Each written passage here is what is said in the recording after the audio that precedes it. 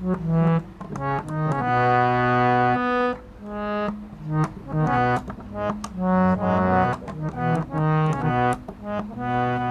ngasi lakchari se koi Yaiskul Chongtham Nairakta leibiriba koi matam asigi matam amagi ima koi Sanatombi harga mayamna khangleipakki Thokchom Ningol Chongtham Ongbi Sanatombi devi mayamna mahaki esei sing koi dongna introduce tongdraga su hena khangbire imagi koi sangai dani lakchari base koi studio dominance amadi Singjamei 360 team semduna amo Santi Kumar gi support ka loina lakchabani ngasigi live asi matang sida koi miyamna koi ingbiriba miyamna koi imabu nungsibiba support tawbibo ina amadi page asigi activity bu support tawbibo ina hanbada imagi sei amadi wari watai howdringi matamda hanbada post asibu share tawbiyu haina nolokta ningsingjari yam nungaiba program oigani na khalle mamangda ungta ugidriba imana koi Singjamei 360 gi page ta live lapiba imabu muktang haiba matamda imana harau harau ya birak pai imabu thamoi sengna koi gi team gi maikai dagi thagat chaba phongdokchari ahanbada imana koi gi miyamda thambining wafam kari kari laisi wahaudo haijaba tare kra ai kasu thodokpa hoi yamdi hainingi ko adubu ahalloiraba aikoibu icha singna thibiraktana asumaina amuk siruraba haigadra aidi akoibu amuhanna akoisi aikoi wakhanda yamna pukningda yamna kari haini handharuraba punamaksida icha singna ningsingbiraktana sumaina aikoibu ningsingbirakpase pukning asida asukki matik thawai hakchang yauna nungaijai akoisi amuhana hingada boy ningjai ima wakhal ona re haidi ima yam nauri ima chahi marphu da sungai ri marphu ka hedo hejin chahi amani khatai lai riba ngarang oda tapta gi ima da su thengna jare chahi chama helore ado thuidona ka su asol ba le hode ma ima su yam kanna uri oda tapta gi ima da gi hena su koi punsini haina koi asa tawjari ima hoi isorna su thawjan bi bo oisanu ko wakhal lai ji ima wakhal yam chumi loi jingi mai wakhal kar no bom changi ima mai khambi kano ado ima koi sum imagi career se koi hana jagoi ga su tawre takpi jagoi tawrei jagoi sida su makhal jam gre oriental dance haimne maitai gi jagoi ra haimne adagi jam gre makhal jam gre aduga hindi bengali ko ade sankirtan kirtan asu sisu ima duda su haujarak pani adu ima koi gi chahi mapan su da ngai ngai dai sai sakpa hore haiju kamai taw no chahi mapan ai jumme chahi mapan haibadagi aidi aigi life history haijara ora ai si mafam sida di pokpana jade ba ko aidi Bangladesh haibasida pokpane ba maton da silet ko silet haibasida pokpani ai si chahi tarik nipan taruk taret ka hairak pasidagi khoigi irang se lakpa ko Bangladesh ki irang se lakpa dagi aigi ipa sidi Manipur gi neba Thokchom laikai sidagi neba adun ai Thokchom Ningol oibane ba ada khoigi agi family se aigi ima ipa ibung upa punamak se tawraga khoina Navadip sida ipa na purakpane ba ko Navadip sida puraga Navadip sidagi aigi adi guru wangoi chawbi se sida aigi ipa na sinabane ba aduna aigi isasi ise nangna phajana sembiyu waidana matamduda maki masunupi thambal mani na amaga ai siga adumaina ekhoi ani si amana radha amana krishna aina radha mana krishna ima jagoi saw dum hai ri bidudi hai kaidong hai tani tambira ini oja guru naina aduna aigi oja guru si adi guru si wangoi chawbi oire adegi aigi oja si anandomoy bondopadhyay dana ko anandomoy bondopadhyay dana bengali oja manani mai Sanatombi adegi Japan tunu na naukablas tambi adegi di khoigi kari Kangjabi dagi oja moirang thona kaino tambi manbhonjon tambi adegi di oja macha oja sana macha Manipur Thokchom laikai da leiba adi aiji mathang wari sangre ko asumaina tawna mathang tamaktana oja maktada igidi phanayam gre mayam sina tambi basigi makhal mathensi aroibada idi git govinda su hojikse ko sanskrit git govinda su sakchayaba aisi adagi di gostagi sai git govinda sai adhunik sai ko de matam isei saksi sum all round haitaba yade haibagi dandi amakhakti oja guru na pibi ba ko ado ngamna baidana adum isi sorna adum pibi ba haitare ko ado imagi tamgi career da haija batare imagi sum lakli balisang sina lakli ba lambi sida imana sum kwaina thawaina paidagi hojiti ima jagoi saba hai haiduna su jagoi ko tamodi haijara roi koi harmonium su paiduna lingsenduna leibiri ima imagi thamoi da kwaidagi mami chauna tagi ba isai ama leibirangani na khalle adu isai do amutang mayam da khudol tambiyo ima mayam da su isai do matang da tang khudol tamdege mamang da uju mi mo rong do yeng ma ko ada uji ima je yam no kuina hingu yam na ha oi na haire ada na wai to do uju to de uju ne na ha oi na haire ada ima je ma da di chahi aitiga hapshure hai aitiga tu shure hai ba ima di akoina ngana chalu ba mayam do hombu su do mayam ma ju phamong di hiptna le ho re ba ko phamong di hiptna le ho mayam da khoi la ko di moi kagat kare sa pra ka lo re akoi di 지금 공항 타봐 나오면 공항 타봐 차봐 거기 담어 보러 아삭간 가로 그래 오늘 이제 앞에 양 봐봐 보니 나 거기 아마 그거 뭐 공로도 양 누가이나 뭐 하니 아도 이마 아함지리 뭐 양주함 다 그래 우주주미 양기행이 거 아함지리 깃 고민주 설악분이나 저요이나 라이기 오면 시험 땅 난 도가 마야는 칼락분도 마땅 마땅 아이수 아도 하이제게 떠보니 거기 까리군바 마시군바시 이쇼 야우다디 야데바고 이쇼르기 마람다 아이 슬록 맘땅 하나 티제게고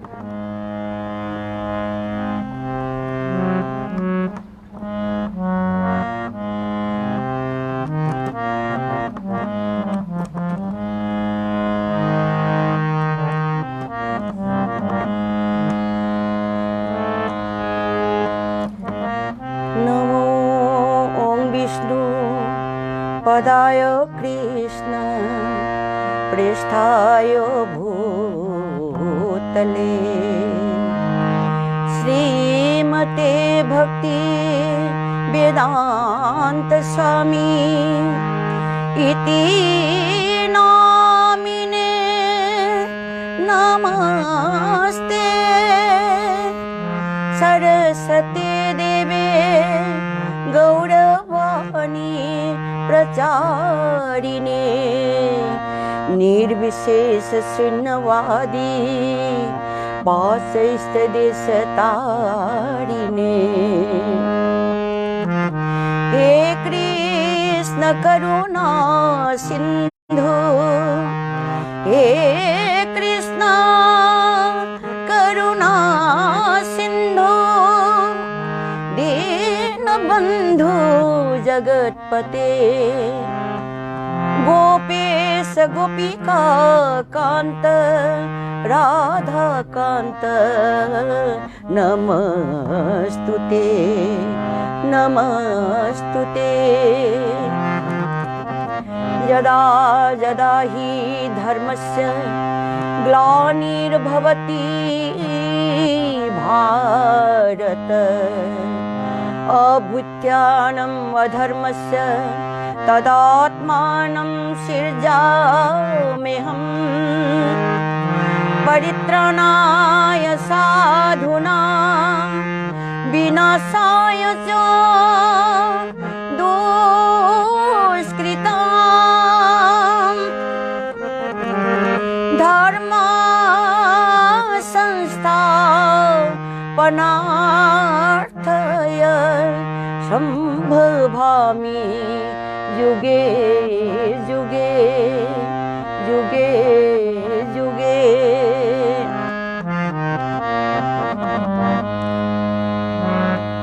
Yaiskul masakit Sabiyo nungai emagi hari nam do tabda tadamba nongju le kre yam inge weather ji sabiyo hari nam amthong phajagre adu isui jam khare kari kari sei no ayda singol nam lai khrebanangbu ni makhal mari jure ausi khalai je ni jinga dudi file idan mayum kumuksam doni adigi amana Rajkumar Sunil Singh adu hadina ko lorda saksi hoi hoi makha tabi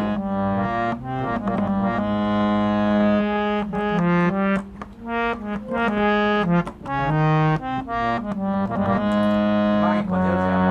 mang le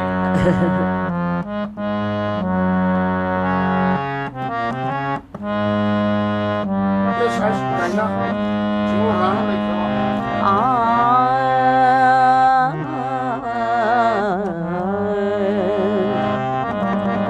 bom jab thawai na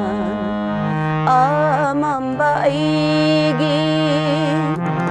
tana jai koi na angan benangbu mengal gi masak oi di bai di adumak chen khini atana ba phangdana pam jab thawai amambagi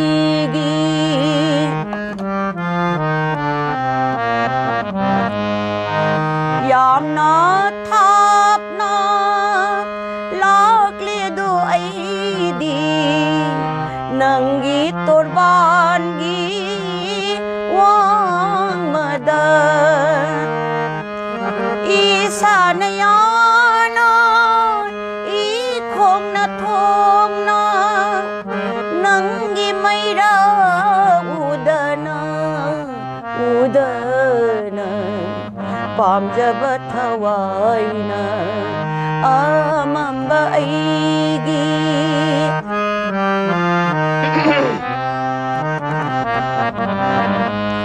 ashuki mati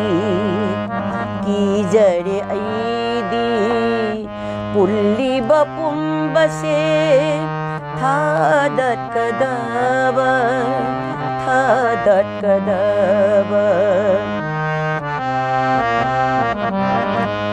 yung amdraba mapam kaidano nahakuthi jaba lakadaba bibiyu pangal takbiyu lambi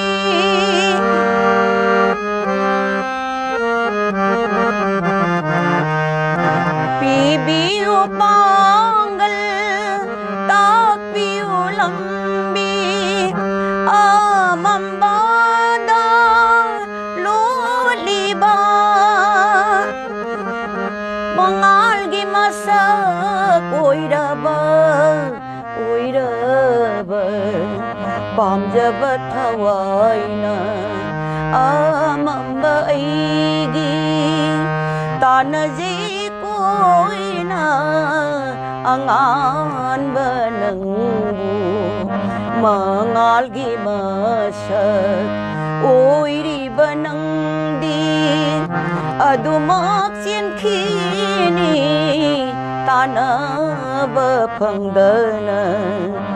pam jab thawai na amamba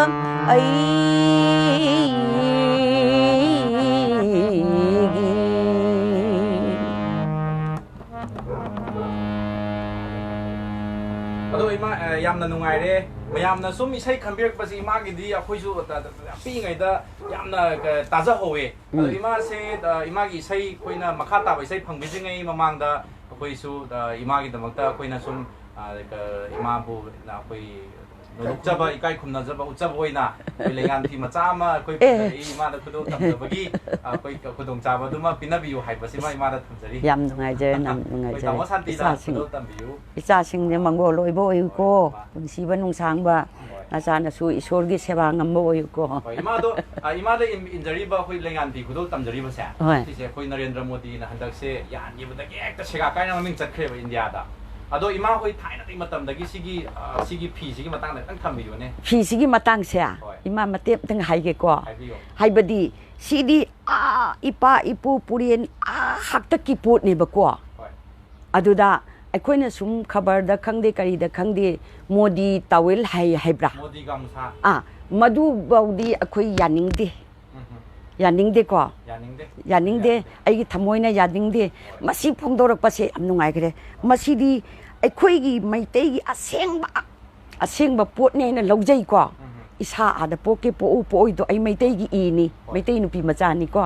ꯑꯗꯨꯅ ꯁꯤꯒꯤ ꯄꯣꯠꯁꯤꯗꯤ ꯃꯌꯥꯡꯒꯤ ꯑꯣꯏꯕ ꯌꯥꯔꯣꯏ ꯀꯣ ꯃꯁꯤꯗꯤ ꯑꯩꯈꯣꯏꯒꯤ ꯏꯄꯥ ꯏꯄꯨꯒꯤ ꯀꯣ ꯄꯣꯠꯅꯤ ꯃꯁꯤꯒꯤ ꯃꯔꯝꯒꯤꯗꯃꯛꯇꯗꯤ ꯑꯩ ꯏꯁꯥ ꯌꯥꯎꯅꯅꯦ ꯑꯩ ꯃꯤꯒꯤ ꯑꯣꯏꯕ ꯌꯥꯔꯣꯏ ꯍꯥꯏꯕꯁꯦ ꯑꯩ ꯍꯥꯏꯖꯒꯦꯀꯣ ꯑꯗꯨꯅ ꯁꯤꯒꯤꯗꯃꯛꯇ ꯍꯥꯏꯗꯤ ꯀꯔꯤ ꯍꯥꯏꯅꯤ ꯂꯥꯟꯊꯦꯡꯅꯕ ꯀꯔꯤ ꯍꯥꯏꯕ ꯊꯣꯛꯇ꯭ꯔꯦꯀꯣ ꯏꯃꯥꯗꯤꯀꯣ ꯃꯁꯤꯗ ꯑꯩꯈꯣꯏꯅ ꯉꯝꯖꯕꯀꯣ ꯑꯩꯈꯣꯏꯒꯤ ꯏꯄꯣꯠꯅꯤ ꯑꯩꯈꯣꯏꯒꯤꯅꯤ ꯍꯥꯏꯕꯒꯤ ꯉꯝꯖꯕ ꯁꯤꯗ ꯂꯥꯟꯊꯦꯡꯅꯕꯁꯤꯗ ꯑꯩꯈꯣꯏꯅ ꯉꯝꯕ ꯍꯥꯏꯕꯁꯦ ꯑꯩ ꯏꯁꯣꯔꯗ ꯑꯩ ꯅꯤꯖꯕꯗ ꯑꯩ ꯌꯥꯎꯖꯔꯤ ꯃꯥ ꯌꯥꯝ ꯅꯨꯡꯉꯥꯏꯖꯔꯦ ꯃꯥꯗꯁꯨ ꯑꯩꯈꯣꯏꯒꯤ ꯀꯩꯕ ꯃꯅꯤꯗ ꯃꯨꯛꯇꯥꯟ ꯊꯤꯟꯕ ꯍꯥꯏꯕ꯭ꯔꯥ ꯑꯗꯨ ꯊꯣꯛꯇꯣꯔꯦ ꯏꯔꯥꯒꯤ ꯃꯊꯛꯇ ꯃꯨꯛꯇꯥꯅ ꯊꯤꯟꯕꯒꯨꯝ ꯏꯃꯥꯒꯤ ꯈꯣꯟꯖꯦꯜ ꯍꯟꯕ ꯂꯩꯇꯦ ꯅꯧꯗꯨꯅ ꯑꯗꯨꯝ ꯂꯩ ꯀꯔꯤꯕꯨ ꯍꯥꯏꯅꯤ ꯑꯁꯪꯕ ꯌꯦꯅꯤꯡꯗ ꯑꯗꯨꯝ ꯍꯨꯟꯗꯨꯅ ꯁꯪꯗꯨꯅ ꯂꯩ ꯑꯗꯨꯅꯤ ꯑꯍꯟ ꯑꯣꯏꯔꯦ ꯁꯛꯇꯝꯗꯤ ꯑꯗꯨꯝ ꯑꯉꯥꯡꯗꯧꯅ ꯂꯩ ꯏꯃꯥꯁꯦ ꯋꯥꯛꯀꯤꯡꯁꯨ ꯆꯠꯂꯤ ꯆꯤꯡꯉꯥꯡꯈꯥ ꯅꯨꯡꯇꯤꯒꯤ ꯀꯣꯏ ꯍꯥꯏ ꯇꯥꯕꯗ ꯀꯤꯕꯨ ꯀꯤꯖꯩ ꯑꯩꯈꯣꯏꯗꯤ ꯋꯥꯕꯨ ꯋꯥꯁꯜꯂꯦ ꯑꯗꯣ ꯏꯃꯥ ꯏꯁꯩꯁꯤ ꯌꯥꯝ ꯈꯜꯂꯛꯈ꯭ꯔꯦ ꯁꯣꯃꯦꯅꯤ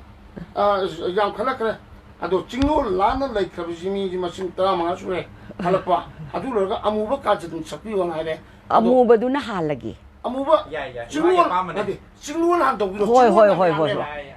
ꯆꯤꯡꯂꯣꯜꯁꯤ ꯌꯥꯝ ꯐꯖꯩꯕꯀꯣ ꯍꯣꯏ ꯆꯤꯡꯂꯣꯜ ꯍꯥꯟꯅ ꯇꯧꯁꯤ ꯐꯖꯔꯝꯈꯤꯗ꯭ꯔꯅꯦ ꯑꯩꯕꯨꯅꯦ ꯐꯅꯗꯤ ꯆꯍꯤꯁꯤ ꯌꯥꯝꯃꯦꯀꯣ ꯑꯩꯁꯦ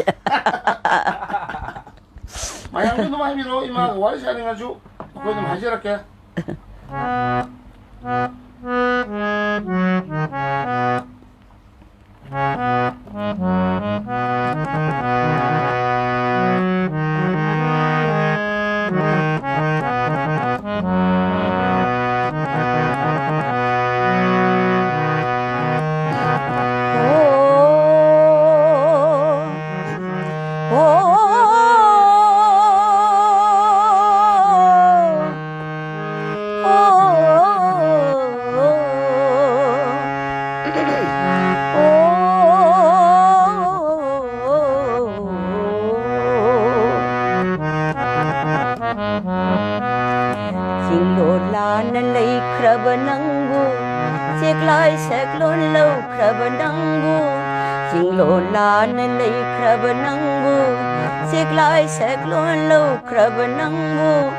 Pangal son minu jaina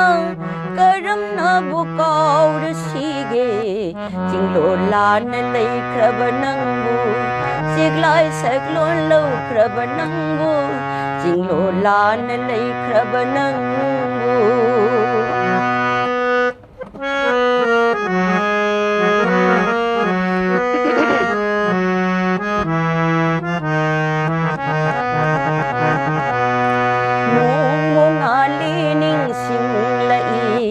Ahing oire mai cha kheli nong ali ning sing lai ahing oire mai cha kheli ujab phangdra bai mi china uhali do mami sami ujab phangdra bai mi china uhali do mami sami Nangna imang da lepagum Jinglo lan lay krabanangu Siglay saglon lo krabanangu Jinglo lan lay krabanangu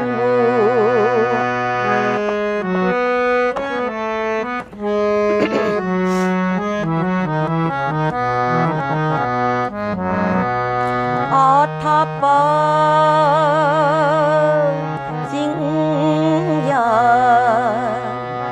tâm yada siết la ni ngai da khom bu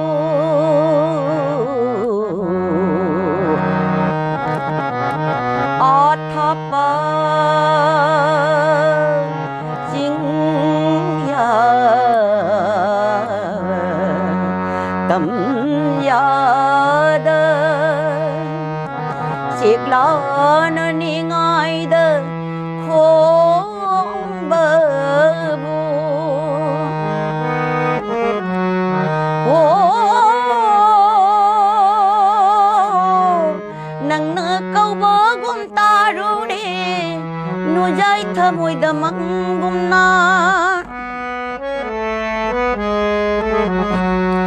nangna kaubagum tarure nujai thamoida mangumna thoklare do ngasidi jinglor lan leikraba nangbu seklai saklon laukraba nangbu jinglor lan leikraba nangbu jinglor lan leikraba nangbu jinglor lan leikraba nangbu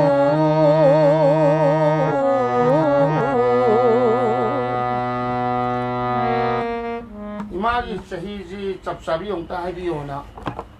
haideye imana haidede akoina haidege thaja ruideba adum okta mayamne khangningi haidi aigi sahi si marfu di hengre marfu di sujagre ko sahi ani ahum gumba helamadra ko ai di mari manga bu helamgadra na khalli ko ai si sahi marfu di hengre sahi hamor ke imana pakke pama pokta khonjel di am nauri ne khonjel di ishor gi khudol ni ne ado ima sahi naksalak puje kani khali mai thamoida kari khalluni khoi ji haji ahaw bacharaga nungaina pukning wakhan nungai jaba akhoi hoji thabak suningai su leitre angang aidi akhoi na nauri nge dadi angang macha bu honagadra thabak inghang akup atasi mayam ji honabada akhoi ke ba sangde kanu tauba sangde aduna aina hek khara aina kanu tawrakpasi wai sangakpasi chahi nifu yankai talakpadadi khara ai sangjare natragadi ai si adi numita bo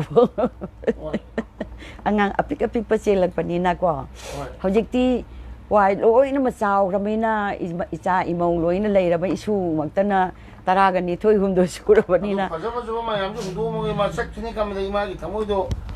adudi isorna aina phana hai singe du chattaba yaroi sahi samna kai ngodi ma hingam ni kai dinu adu bhaudi thajadre adudi ma amuba kajni do sakthima sidi yam khale amuba kajnai ai ro mate ma pi ma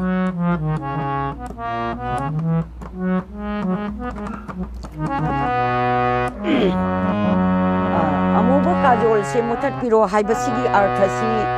mayamna aikoina mitta kajol thariba aikoina hujujik sijanariba kajol sinate ko haibadi kajol di oiba aduga magi nungi artha isei sigi nungda cheliba artha sidi yamna sangre ko ado aina masigi sursi tamojenta kumarna aina akoigi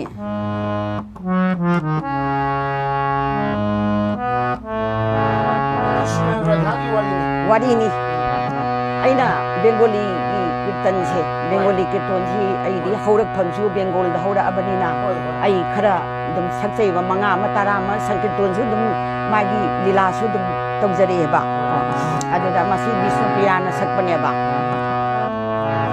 ami o bhagini jonomo dukhini kandite jonomo gelo দুঃখেরও সাগরে ভেসে চলে যায় জীবন বিফলে গেল samnaida prabhuna aidi mayum thadoktan sakhraba matungda vishnu priyana sakpai sainiba amiyo bhai gini jonomo dukhini kandite jonomo gelo aduda tamojenta kumar sina moindi aina imung manung sida aina sum sakjaba akoigi film isai oiro matamdugi akoigi anarkali gi oiro naubahar gi oiro matamdugi ariba isai sida moidi lummaga tajaba aidi isorna bhagavan na pinabani khonje laise ko haining bata haiba sakning bata sakpa matam sida moina tamojenta hoi pangcha pahari hoi si moi hi mayum amta panadriba matam ni ko aduda mana nongma sumai tawdana Sanatombi nongonda pakchagadaba isai ma leiri ni haina man iraga pirakpa iraga pureba ada iraga purakpasida tamo kamai tawja no he tamo sida lengchan bi na phak ama thare tharaga मादी मागी ngасai foundation dumadi guru ama oidaba yadaba akhoi gi byavhar si tawda yadaba ada tamo kamai tawsige da na na na na na na na na na na kai da chum mana haipet ngang baduni da ada yang nan ya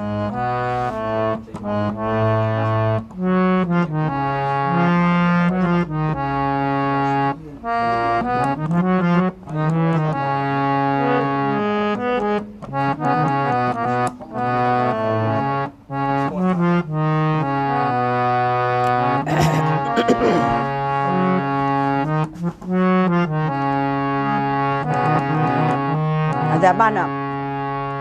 na na na na na na amu bakajul se muthat piro pamjadre amu bajache sumaina haiba ada tamosina aduni aina tahaningi do aduni haide tamo antaradi kama haisiga na na na na na na na na adi adembam le adi awang ba mahai ni kwa awang ba mahai ga apai ba madi yaurakani kwa de lutung da tarak pa khoi khoi ba samlang na kal mritugi aduni aina tahaningi do sine ba adu maina tawbadagi di asai isei sigi mapung marei phana ba hona jabasi aina adum khra hona jare ko aduna all india radio ga manipur sida leitringegi Guwahati da leidingegi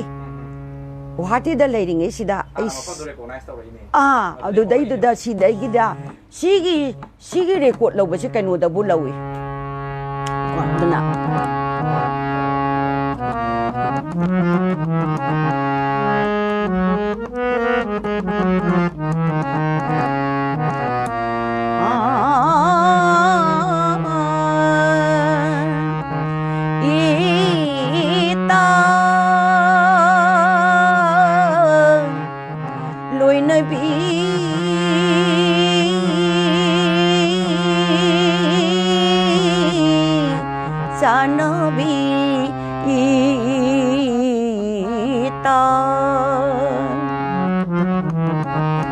Kirtan na haibasigi isay kudig bakta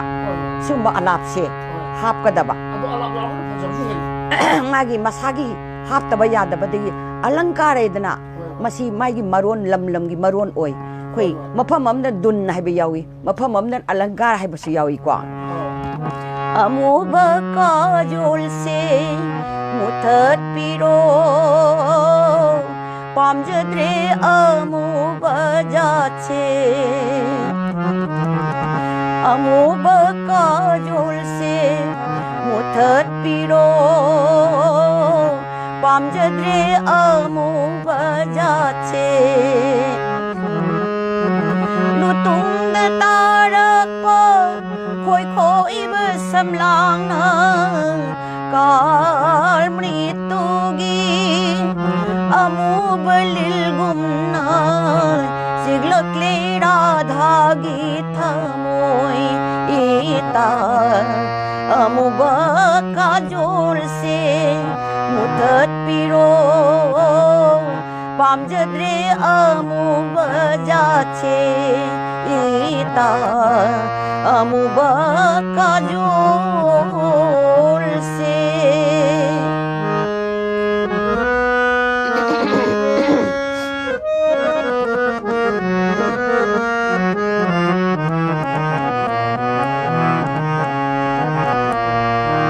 lai baktanam liba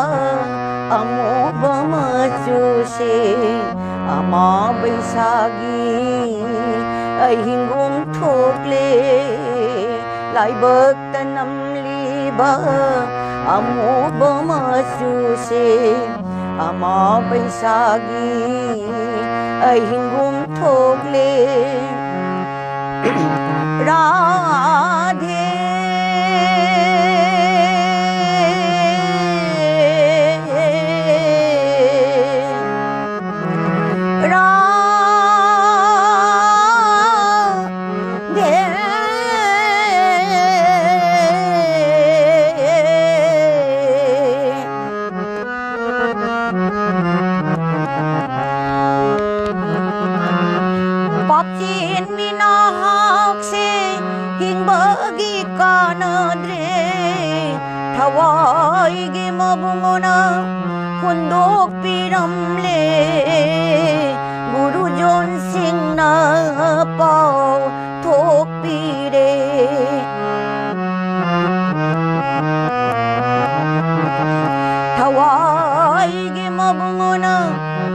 ꯐꯣꯡꯗꯣꯛꯄꯤꯔꯝꯂꯦ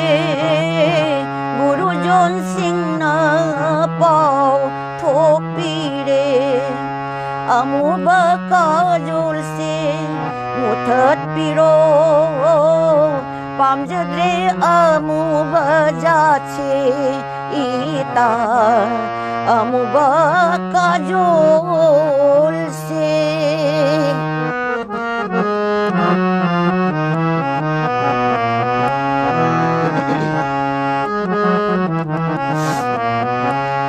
ꯑꯃꯪꯕ ꯅꯣꯡꯒꯤ ꯀꯨꯆꯨ ꯉꯝꯖꯕ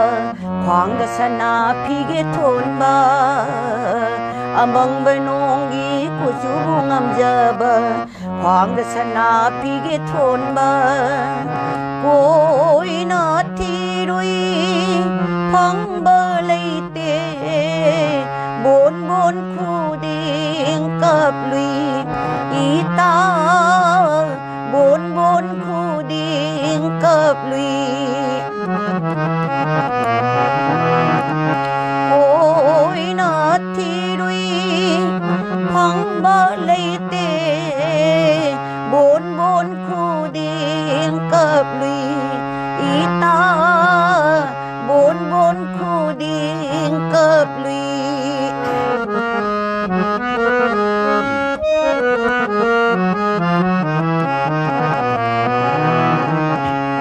kanadre ita asha suloire tauroba ipap ki ma hai phangle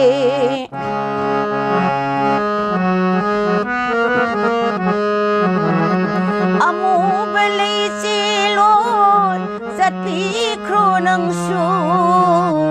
yekna ba oiran radhagi bi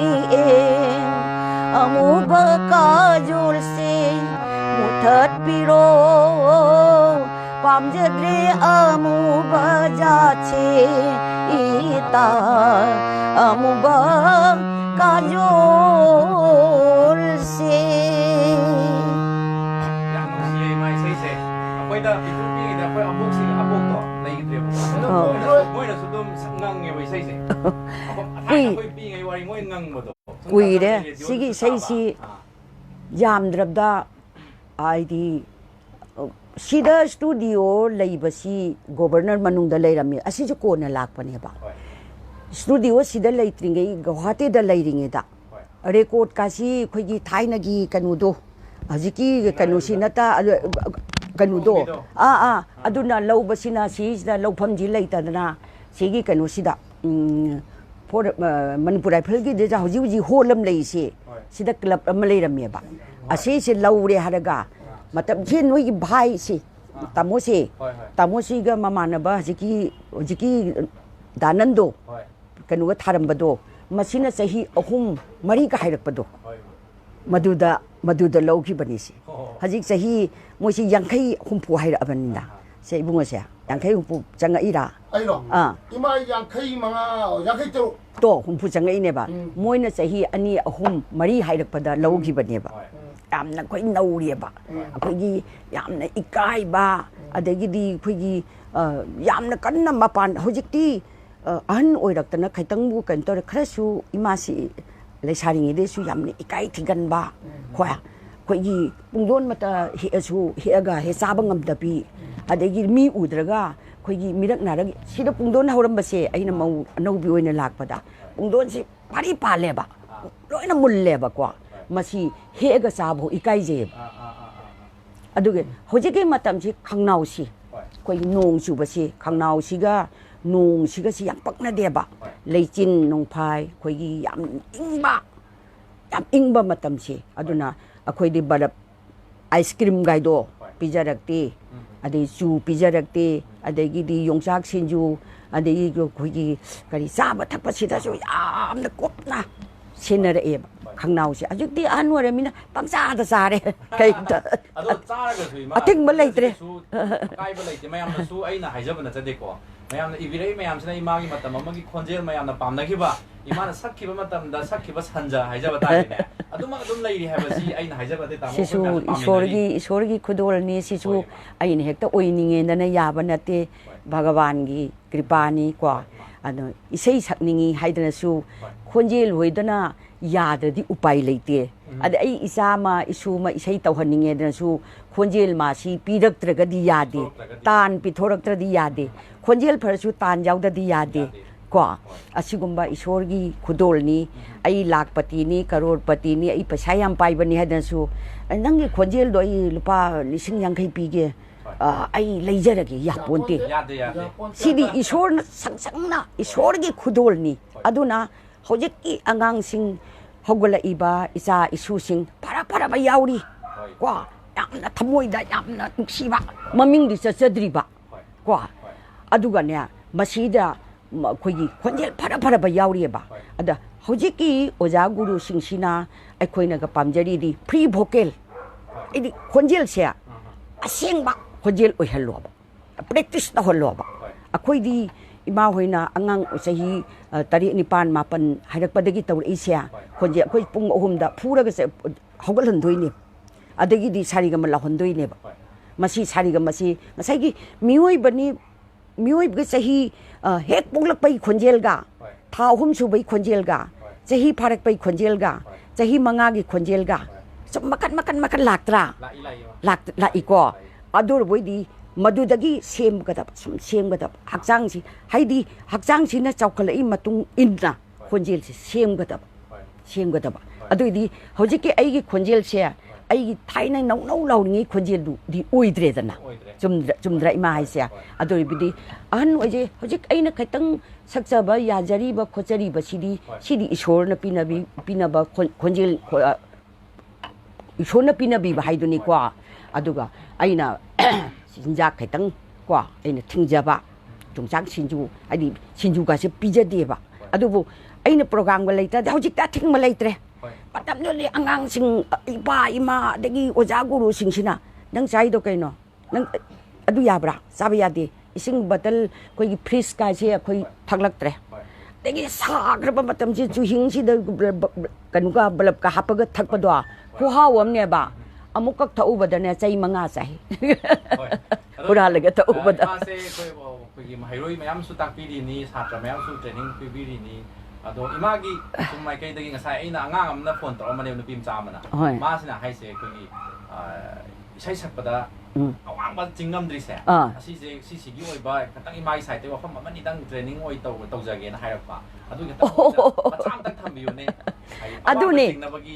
adu matiam tang sida la to na samna haida kwa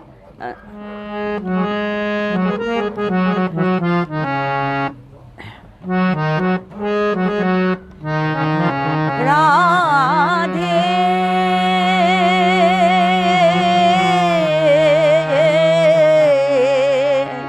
ai shor thingdra shor si sana ka doi ne ba Radhe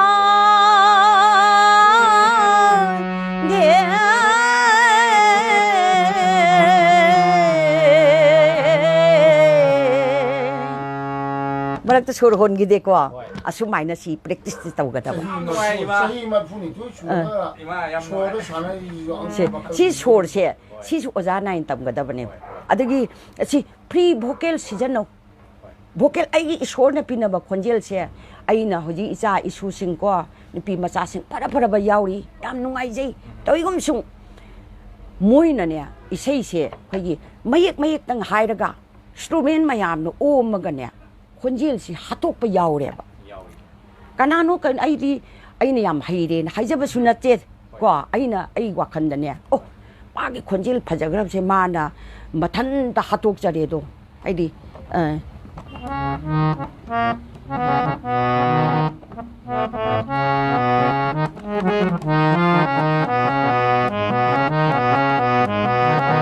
iri mai to prema diwani mera dard n jane koi sumai hai ga dabda hoji kan sina iri mai to prema diwani mera Daradana jani koi Suma hai kreba Adu di ai khang nau hatra Chan Na me janu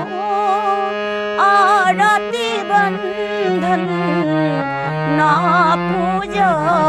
kiri Kean jani Daras diwani Meri pagal pri China pri wala si jano Wah aduna masay angang sing sina sam na haida Jadi jinglo la na lai khabanango Mai dum phajaja po ni jinglo la na lai khabanango Pangal son minu jaina haidok duda Pangal son minu jaina Karam na buka phajan gare ba Adoi tangkai ma ai ge khangnau si ithan da chadra Asumaina pre vocal si jano Strumena sidi masana dum injara kadamani ima do marak thana imana buti takpi baya ba mayam le mani lema karim ba mahiroi ko ba imagi pakha tamjagi ba la ta gadi tamji bara tambi tambadi adubu hujikti ne akhoi gi matamgi akhoi gi sigi matam sigi isai siga tarak padi mangonda tarakadoi ni oi tarakadoi ni basic ni na Jadi hanubi ai tibira isini ko tibira sumna lakadoi ni aduna makal mathil tammo koi angang wing de sankirton da hore ko Bengali Hindi Urdu adu hore ko matam isai su jati koting makki sei hai gadamani aidi hojikti matam sigi matung na akoi matam da su all India wal si koi abani hai ta yati ima hoji kanoda aigumana sutradhari oiba yabra ado ima koi kamena pa thokchagi asam kamena mayam phajabam thambire Valentina sapam hai ma se ko ana haire se khaurang na ngai jarak ba isai sakpire imana hojiki sai do idoi ko nasana imagi matau tamduna isai competition amada sigi isai se sakjaki Ojabi Jayanta Kumar Sarmana juri su oibiki adubu anem awang do sanaba hay tabadagi namito soy kiye imagi matau tamjaba kitang lu na thoe na ay yaudana kuina punsiba oibiyo ima nasana ima Ojabu lakna kurumjari na aina su mangol oyu practice daw pre vocal season no aduna isor na piba khudol ni masi aigi isa sei to ninge dana heta yadi aduna manghan ganu aduna mahi sidi isor na sangsang na piba kanoni manghan ganu semu sa oja guru matang tamdana ko si hainingi imana si shemana bagong jende kuma nate jinglo la na sira jinglo abuba kajon je asina Bijayanta Kumar Sharma Shemana Bijayanta Kumar aluga Saiban bana tanji sunu na ujage hoi ne Saiban bana imana Saiban ba hoi chumi aduna ne ai khara matam khara di ai su mangak na ru reba ai All India Radio da khoi inau nu pi mai masu khangja ponte isai ama tambi oi da tamojen ta sin donglong tambiru bani record phongdokre ad murti di sudreba isai abasi murti haidi isai abasi murti habasi taibang mi murti gumna mit naton mit ya ko mai thong khong ton khut khong loina pandoi ne ba isai sigi murti se adu khatang suphataba oiba adu asigi wani aduna now di khangja ponte adubu record tagre kasu bera leite ko haugi bena hau khra sanu ko sini ado ima angang ju leiba tu angang ju bakon phara afabu em yawe ba aina haijari sini amya aina hajina adubu moina lasting oiba isai amata thambagam ji ima na moida music moida sai ji ima hogi ari ba ayam ju khong sai ba ko moiju thambagam na ba kari karam kamai tok na thamingge de ima gi wakali moida session na piani aina haijari sini samna haida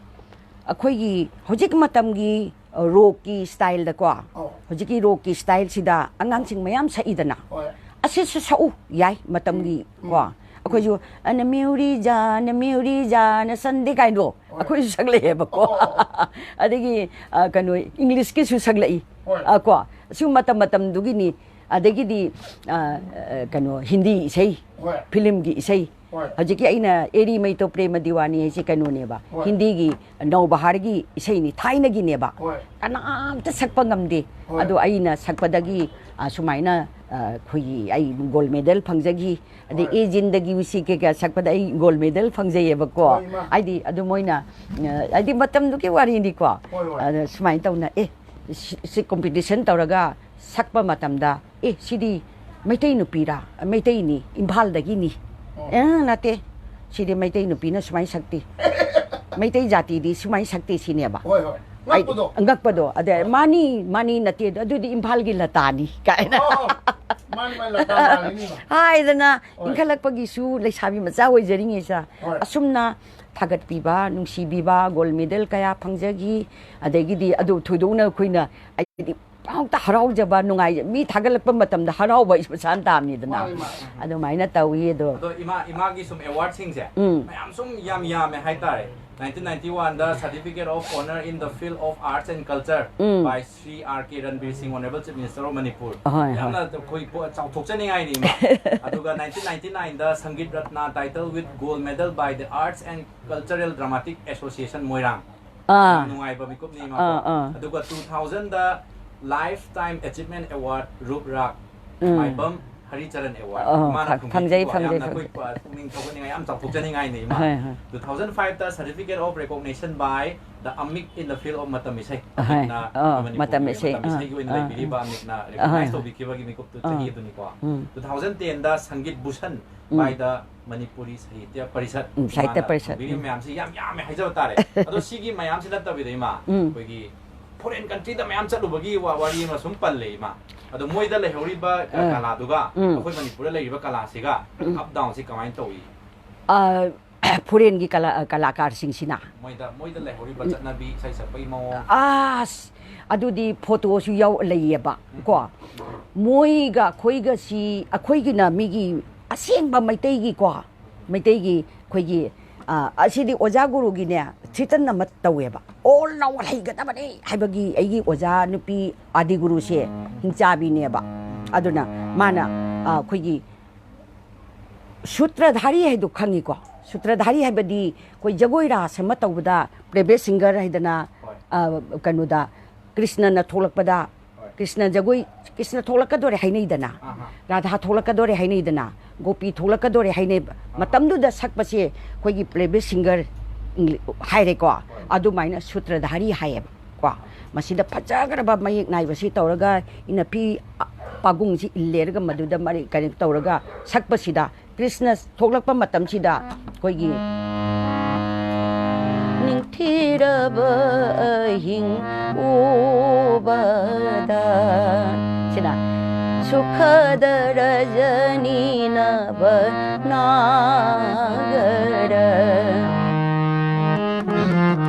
ningthiraba hing ubada bonumala leitingla ma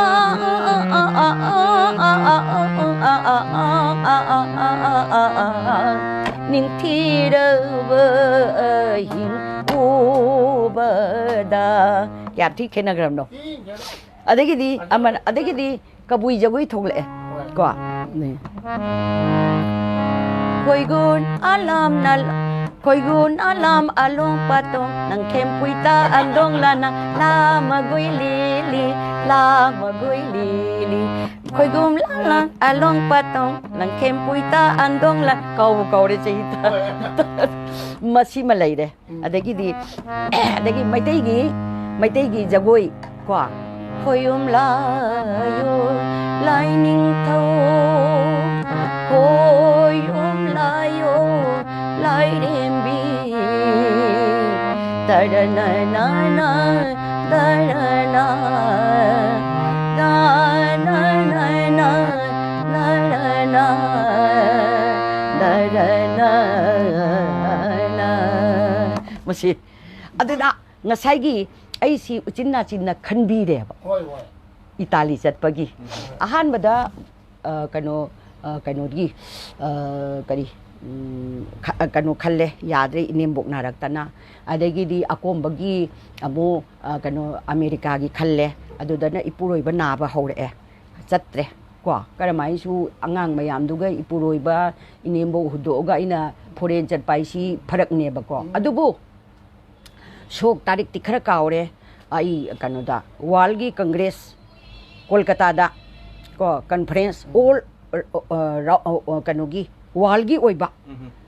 oiba conference sama ko science city hall da adugi ai sutradhari oiba nupi macha maga aiga matamdu da kano Swami Maharaj Damodar leirieba moina khanbi da na adumai tawraga ai si chatle adum pangtho ure ko Kolkata da ni ko science city hall da adum leire adagi kano gi foreign gi tawbasida di khatang khudong jada da ani rak se to e ko adagi ai inembok leitre ipuroi ba leitre matung sida angang amana ima handakti chattaba yaroi haidna Italy gi khalle chatlure aduda thengnari si Italy sida numit kun ngani thoini leiba sida Sicily bhau chatleba ko Sicily bhau chatlaga ai khoi masigi program je khoi maitai ngata khoi gi culture ngata sigi manungda naga dance jaure kabui jagoi adagi leima jagoi yaure adagi amu kano jagoi rasi yaure basanta rasi ko sigu mache tawrakan sida akhoi kunni gi matung kun manga kun marini mangani matung sida kano da lae Spain da lae ko Spain da la akan da di akhoi gi kano jati ko mari manga thengnareba ko Turkey adai Mexico adai khoi maitai gi leire Indonesia leire adagi di khoi gi amuba kari kano gi do negro gi kano do Africa moi si thengnare Africa kangbu sina kari bhaktagi no khangdi ai si ubada moina nungsina luna tawbasya as aji ai photo leyeba sukka wange adai ji akhoi gi thoko gi di kano thokadawgi ai ji sutradhari ni dana ai ji thokadawgi makeup sai tawringe sida wangan nupi ni ko masu sida ka tawraga ne upadrop ni moi ubada adaida ima duga amta photo namjagi haija ni adi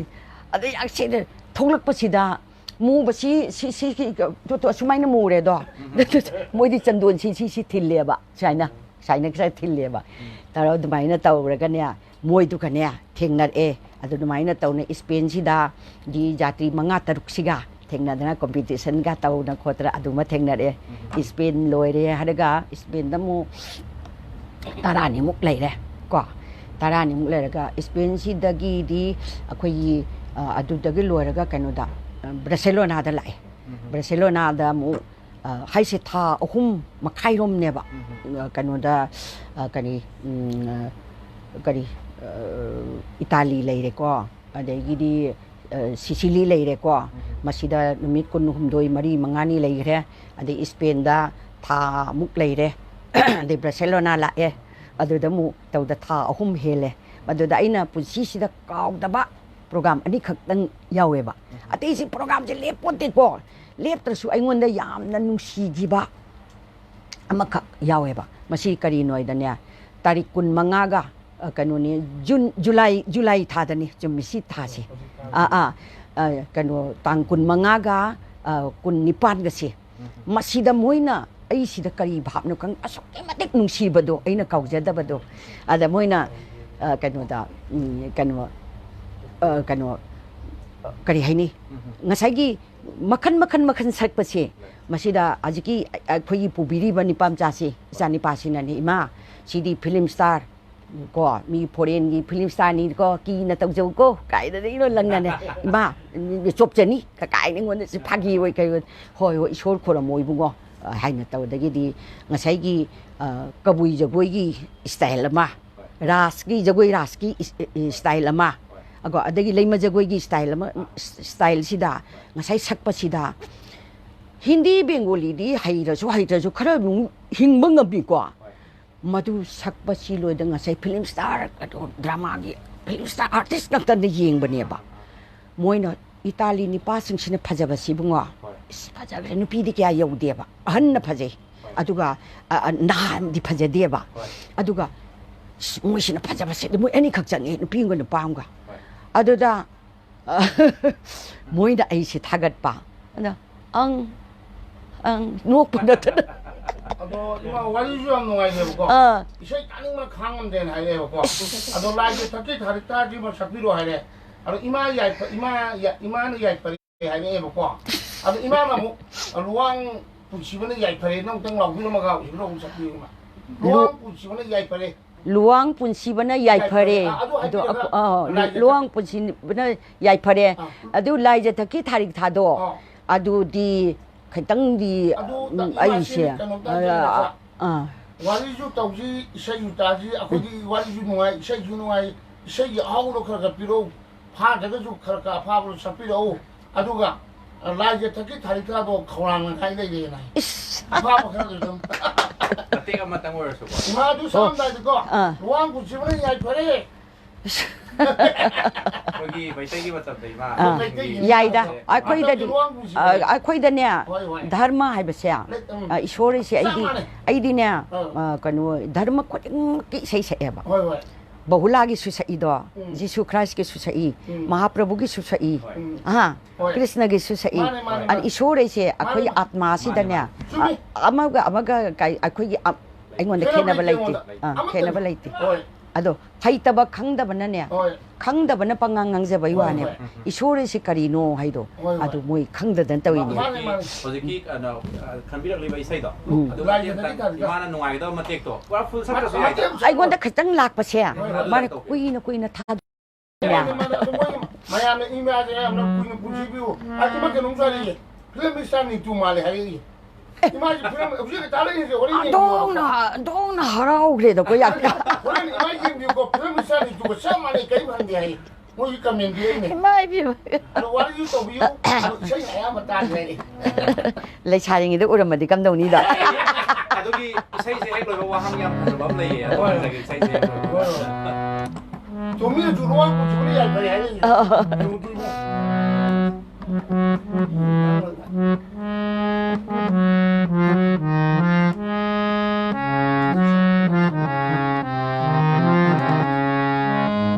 Kan yang tak sakit kok.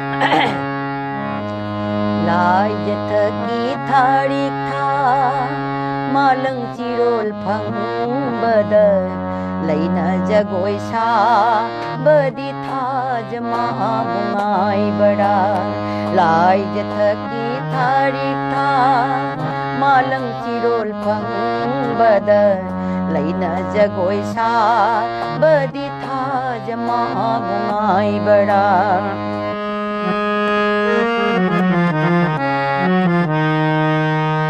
leirang na tu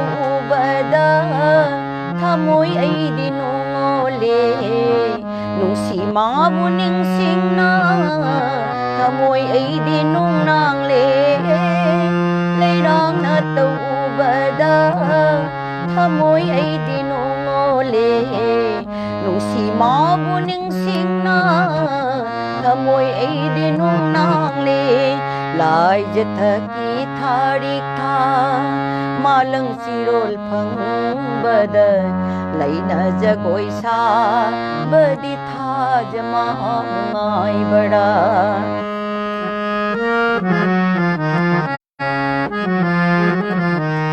thaj leirang na tauda tai bang thamoi tanikle nung siwa khalam jingna thamoi ai di nung nang le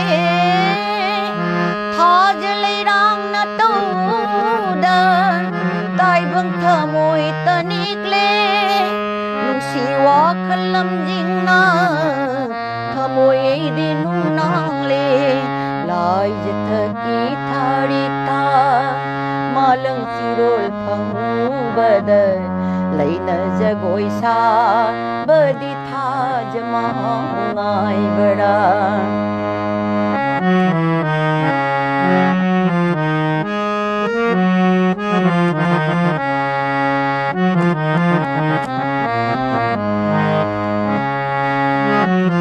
khagi nung sit nami bar nung dolik la purak le leina thak takhik larani mai sakuklani khagi nong sinamiba nong dolik la purakle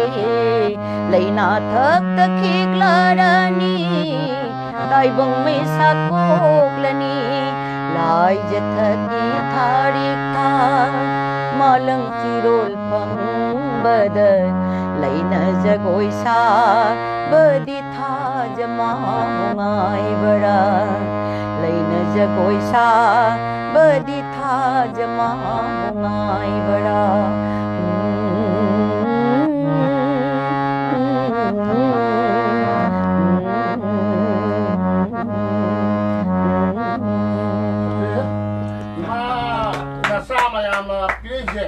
Imana luang kuchibana Yaiphare digi imana Yaiphare nene Yaiphare abona Yaiphare so many adugi matika haire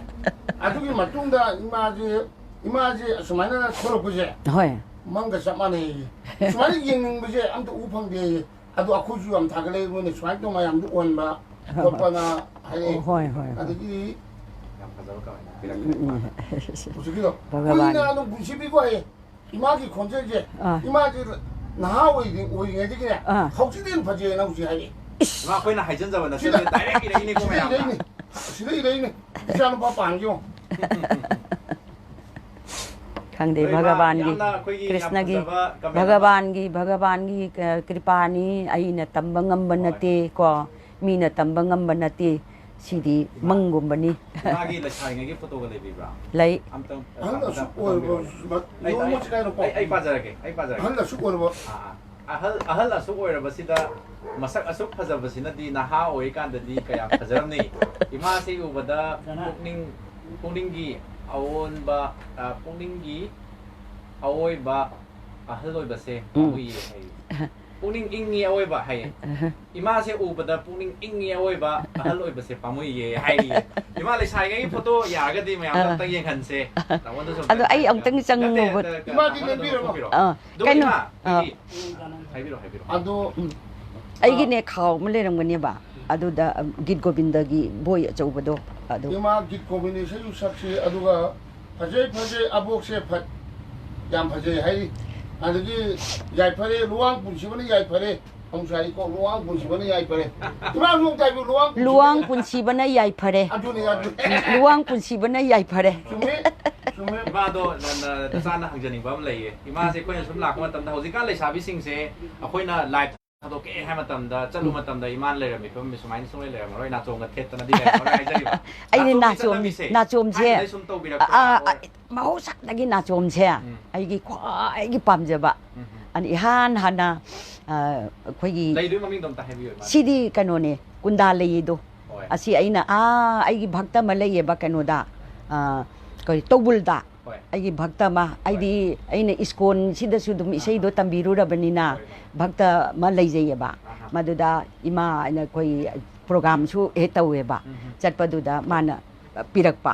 kunda lei se sida athon ba su lei era khoi gi kanoda haraga Rajanigandah kawidana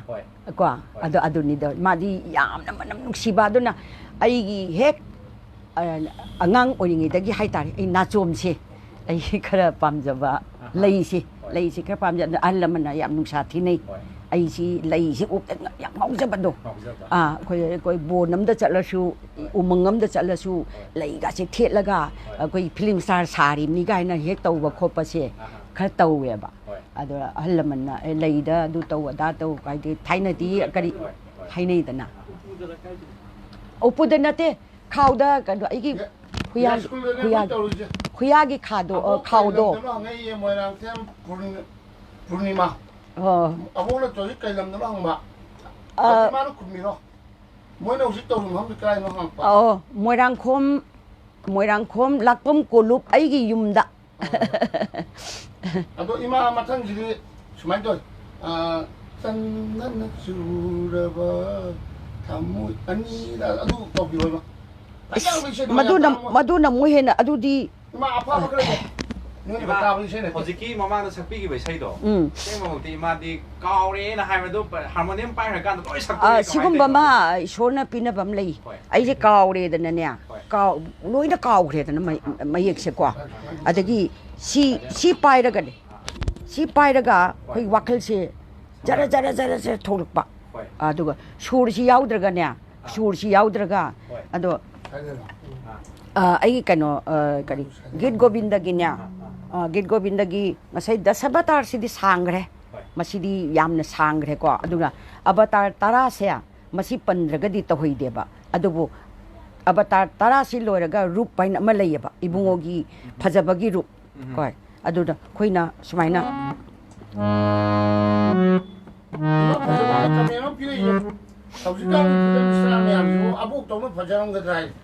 Haiman gare da dusu haiman gare dusu Hausigang ki film star wo Deepak views kya hai Hausigang ki film star se abuk tongna hajarong gadro hai Ning mati paningdre imana hen hele ngasi ki witi ma hele haiman gare da isa sa isu sa haiman gare da akui ima lakane na na telephone po phone je jinate sajan de koi la to bune ba aduni malam di asuk phajab jina di kier ma gidi kamai to ne pasti kita makata bi si adikano ni ko ibungogi ne krishna gi aidi bhajan kirtan na khara thawai yaujeye ba aduna khoigi matam isei se matam isei je kaya adu hojik tabu aina boksak sak pai wane ba aduga laisol isei he oiradi ai thamoi nungdagi ai khoigi kari hen aina ai nungsi jaba pamjaba hai tare ko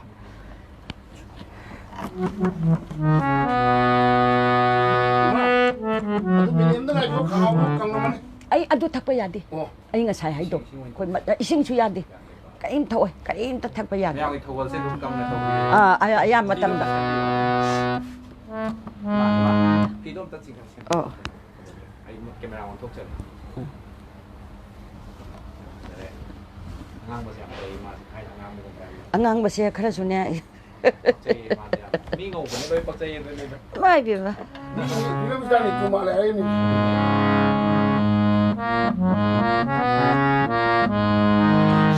si mai tai ron da su lai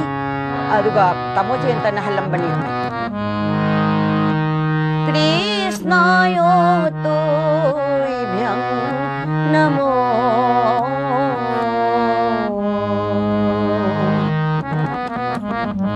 shri taka malakucha mandala Kundala Kalita Lalita Bana Mala Jaya Jaya Deva Hare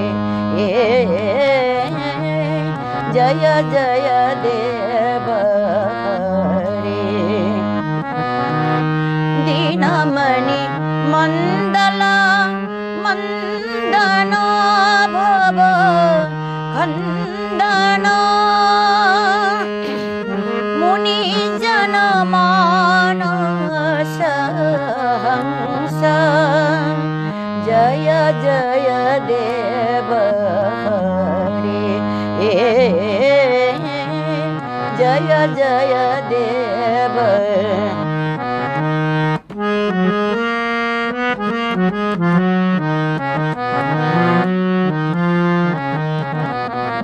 Kaliya Visadhar Ganjana Janaranjana Jadukula Nalina Dinesa Jaya Jaya Deva Hare Jaya Jaya Deva Upuba Kali Buloi Sinduna Harauna Hanba Jadu Sagai Thambalgi Numit Oiba Joy Oibiu Deva Hari Joy Oibiu Deva Janaka Suta Krita Bhusana Jita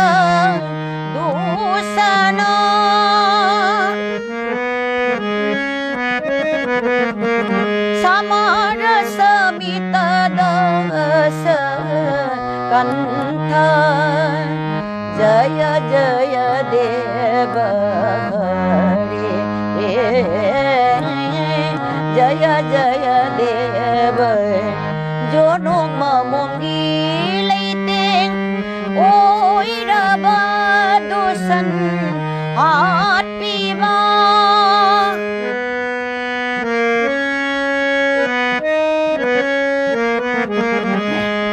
Koglin Tarapan Balan Namban Joy Oi Biu Deva Joy Oi Biu Deva Abhinava Jaladhara Sundara Dhritamandara Srimukha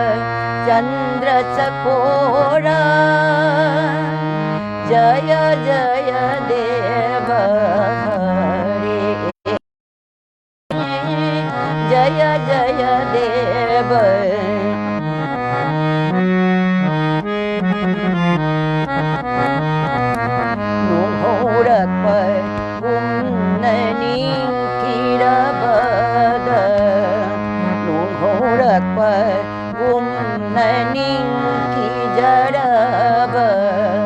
Mandara thangat pa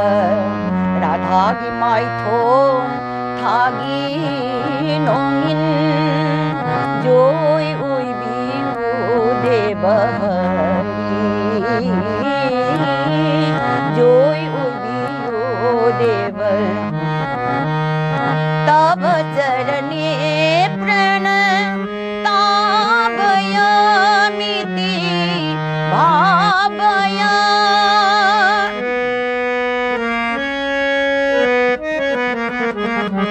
Guru kusalang pranatesu Jaya Jaya Deva Hari Jaya Jaya Deva Sri Jaya Deva Kabigi Saire Ningti Jaraba Penabiri Bhakta Singna Joy Oi Biu Deva Hari Joy Oi Biu Deva Hari Mga jarima foto sudah tarik kita nak cere ima na foto singcang Mamom sum hana ga kamera nang sanjara ke ko mayamda sum putpi raga kamera se to putpi raga sina sini dunia dane to kara takpiro ai kamera nang sanjara da mayam su yeng han se ba Ima Git Govinda Salo hai ko Git Govinda gi mani mani ai le sari nge gi simale re ko ngai ko amta ai na nga sai hai bado kano gi hai do adumai to hang su ai ma nuai na ba ai nak sanjara ke ba to ai na hai bado sigi kano si sigi amu ba si nupi ni si nupi di karam oh ma mayai dai che akai che sona kan onson biro ma sona kan onson mai thakat le ba sida sona mai thakat musin mu ye hai gom na Africa nupi ne akoi mo program tau mina bagi atopa su bimana yeng bi na ni ba mai ke sina aina lesabi oiringai gi Bo chau ngai gi ima ta pudara sona kan utiro me lesabi sahi ngai gi pungka oiringai gi adu lai ima da katang akoi isa da katang napsan biyo photo do hoji compare to tham jage ba mayam yeng biyo khena ba se hoji ka lesabi oiringai adum manaba mali kaisu thodo pa khena ba laite yam phajai ima adugi matik photo se dagi hena phajaram dong male ase mat photo se thaina di kap pa se tangnarami ko tangnarami sina silong da sahi taraga taruk la tari la tara manga taruk hairak pada Laiman Sanjiri Kanbada wa the Mamom de Nasazimi Tamoina Yawa Lurawa Mani Atani Mali Tamoi Yaw Romando ꯌꯥꯝ ꯅꯨꯡꯉꯥꯏꯖꯔꯦ ꯃꯈꯥ ꯇꯥꯁꯦ ꯇꯥꯃꯣ ꯃꯈꯥ ꯆꯟꯗꯅ ꯆꯨꯔꯕ ꯊꯃꯣꯏ ꯑꯅꯤꯗ ꯐꯖꯔꯕ ꯑꯇꯥꯕ ꯃꯤꯒꯤ ꯊꯃꯣꯏꯕꯨ ꯁꯨꯝꯍꯠꯄ ꯆꯟꯗꯅ ꯆꯨꯔꯕꯗꯨ ꯅꯠꯇꯕꯗꯤ ꯌꯥꯗꯕ꯭ꯔꯥ ꯑꯗꯨ ꯇꯥꯅꯤꯡꯉꯦ ꯍꯥꯏꯔꯤꯌꯦ ꯅꯆꯥ ꯂꯩꯕ ꯑꯩꯅ ꯑꯗꯨ ꯁꯤꯅ ꯑꯍꯥꯟꯕꯁꯤ ꯁ꯭ꯇꯥꯏꯜ ꯁꯥꯁꯨ ꯌꯥꯏꯌꯦ ꯑꯣ ꯁꯤꯅ ꯁꯤ ꯀꯩꯅꯣꯅꯤ ꯀꯔꯤ ꯀꯔꯤ ꯀꯔꯤ ꯇꯔꯀꯤ ꯀꯥꯡꯕꯨ ꯃꯦꯛꯁꯤꯀꯣ ꯀꯥꯡꯕꯨ ꯃꯦꯛꯁꯤꯀꯣ ꯀꯥꯡꯕꯨꯅꯤ ꯁꯤꯅ ꯃꯦꯛꯁꯤꯀꯣ ꯑꯗꯒꯤ ꯇꯔꯀꯤ ꯀꯥꯡꯕꯨꯗꯨꯗꯤ ꯀꯗꯥꯏ ꯌꯧꯈ꯭ꯔꯕꯅꯣ ꯈꯪꯗ꯭ꯔꯦ ꯁꯤꯅ ꯑꯩꯒꯤ ꯒꯤꯠ ꯒꯣꯕꯤꯟꯗ ꯇꯝꯕꯤꯕ ꯑꯩꯈꯣꯏꯒꯤ ꯐꯤꯂꯝ ꯁ꯭ꯇꯥꯔꯁꯨ ꯑꯣꯏꯔꯝꯕ ꯗ꯭ꯔꯥꯃꯥꯒꯤ ꯑꯥꯔꯇꯤꯁꯁꯨ ꯑꯣꯏꯔꯝꯕ ꯀꯩꯅꯣ ꯍꯤꯖꯝꯒꯤ ꯔꯣꯃꯥꯒꯤ ꯃꯃꯥ ꯁꯤꯅ ꯑꯩꯉꯣꯟꯗ ꯒꯤꯠ ꯒꯣꯕꯤꯟꯗ ꯇꯝꯕꯤꯕꯅꯤ ꯁꯤ ꯑꯩ ꯑꯣꯖꯥꯅꯤꯁꯦ ꯃꯥꯅ ꯒꯤꯠ ꯒꯣꯕꯤꯟꯗ ꯇꯝꯕꯤꯔꯝꯃꯤ ꯁꯤ ꯏꯆꯥ ꯃꯔꯤ ꯅꯨꯄꯥ ꯃꯆꯥ ꯃꯔꯤ ꯄꯣꯛꯄꯤ ꯁꯤꯅ ꯍꯧꯖꯤꯛꯀꯤꯗꯣ ꯑꯗꯨ ꯃꯉꯥ ꯄꯣꯛꯄꯤ ꯃꯔꯤ ꯄꯣꯛꯄꯤ ꯃꯥꯅ ꯃꯔꯤ ꯄꯣꯛꯄꯤꯅꯦꯕ ꯏꯆꯥ ꯅꯨꯄꯥ ꯉꯥꯛꯇ ꯅꯨꯄꯥ ꯃꯉꯥ ꯃꯉꯥꯔꯣ ꯃꯉꯥꯅꯤ ꯑꯣ ꯁꯤꯗꯩꯗ ꯃꯔꯤ ꯈꯛ ꯏꯌꯦ ꯍꯣꯏ ꯌꯥꯔꯦ ꯁꯤꯅ ꯕꯕꯥꯅꯤ ꯁꯤ ꯑꯣꯐꯤꯁꯥꯔꯅꯦ ꯍꯣ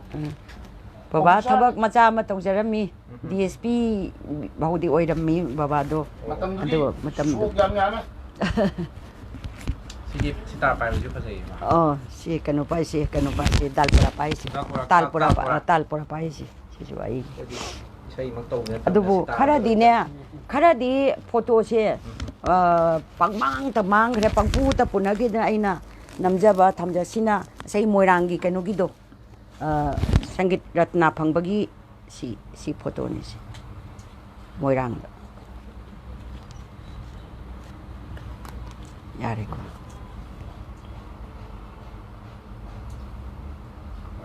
ꯌꯥꯔꯦ 이모 이세이 혹시 이세이 너무 약간 해리게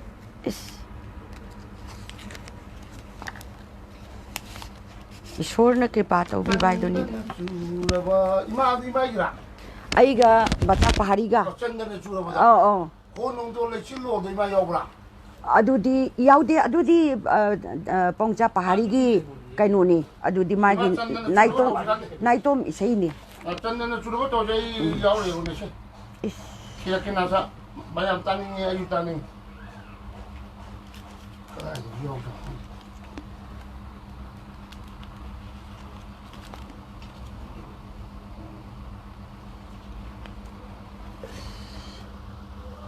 Yani mak foto bisa. Kona taurasi. Yare.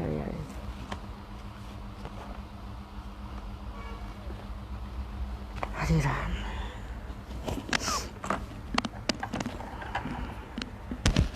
Yara pa. Yam nungai ma hujiki photo nu puthokpirakodo ham apakkodo. Adu sengna phajai yam asengmane hena phajaram dau ma. Thagatsamagi nachadeko. Mayamna sudum ubiri loi khangbiri. Ado yam phajaram dau ma le mayamna sum phajai kai ham haina bro. Atam dai ma gi. Hoi haigum lakum di tawida. Adune. Asengmudu dum hainarangani na kale koi ngata na thagat poiramoi ba. Kesu nga amu hai tare. Mane. Ahamna tamina. Khara leisabina phajabasidi kuina leisaba phangdeda. masima thajasima mahamantrani ko mi aduna khoi phajaba pimcha sing artist oro amo tholak pasia pakhat leba saita ne kari haini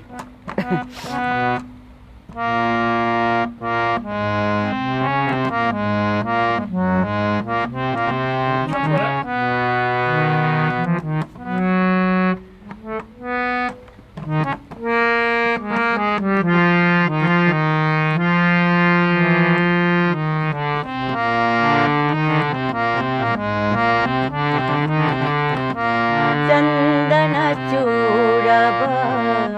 sanglaba angada sana pige thon babana mali momon minokpa madan bungam jaba numit koti kaya hena ngali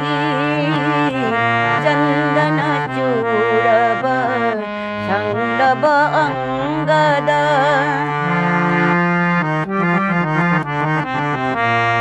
kasturi kumkum Haibaki leitingbo Panhalak pathanina Mi haujari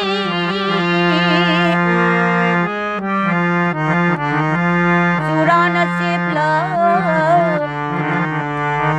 Yetta bungaliba Ujaraga sumphangna Mi haujari Chandana suraba Sanglaba angada Sana pige thonbabana mali Chandana suraba Sanglaba angada Nopurna nillaba na Chongtham bal Nopurna nillaba na Chongtham bal Tijari ne ngaura ba thawai khoi muna Gopal Govinda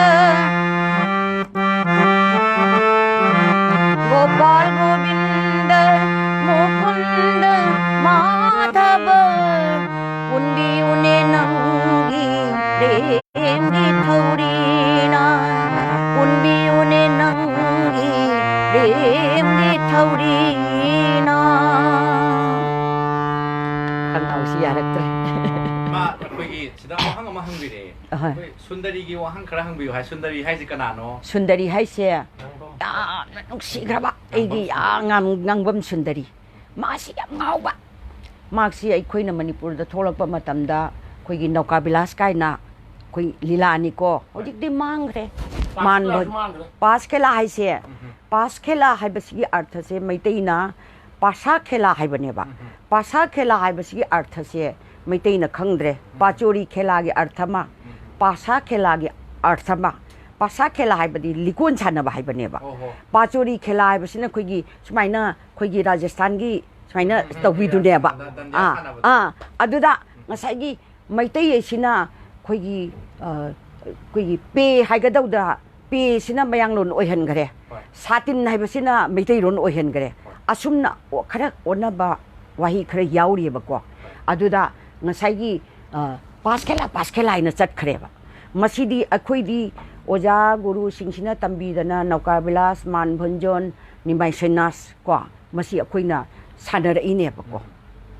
Aise Yamatamna Radha Sagali Brinda Sagali Kwa Asumaina Sum Taurapasida Manipur Sida Thoglaga Koigi Aji Arbin Pamza Paugala Ise Pamza Sigi Maboksi Saki Kaweba Sama Saki Adegi Ai Leire Ai Akwa Sanatombi Ai Leire Kwa Thamban mani ise du leire ko adagi thamban tombi ise leire ko ade sakhi leiren pisak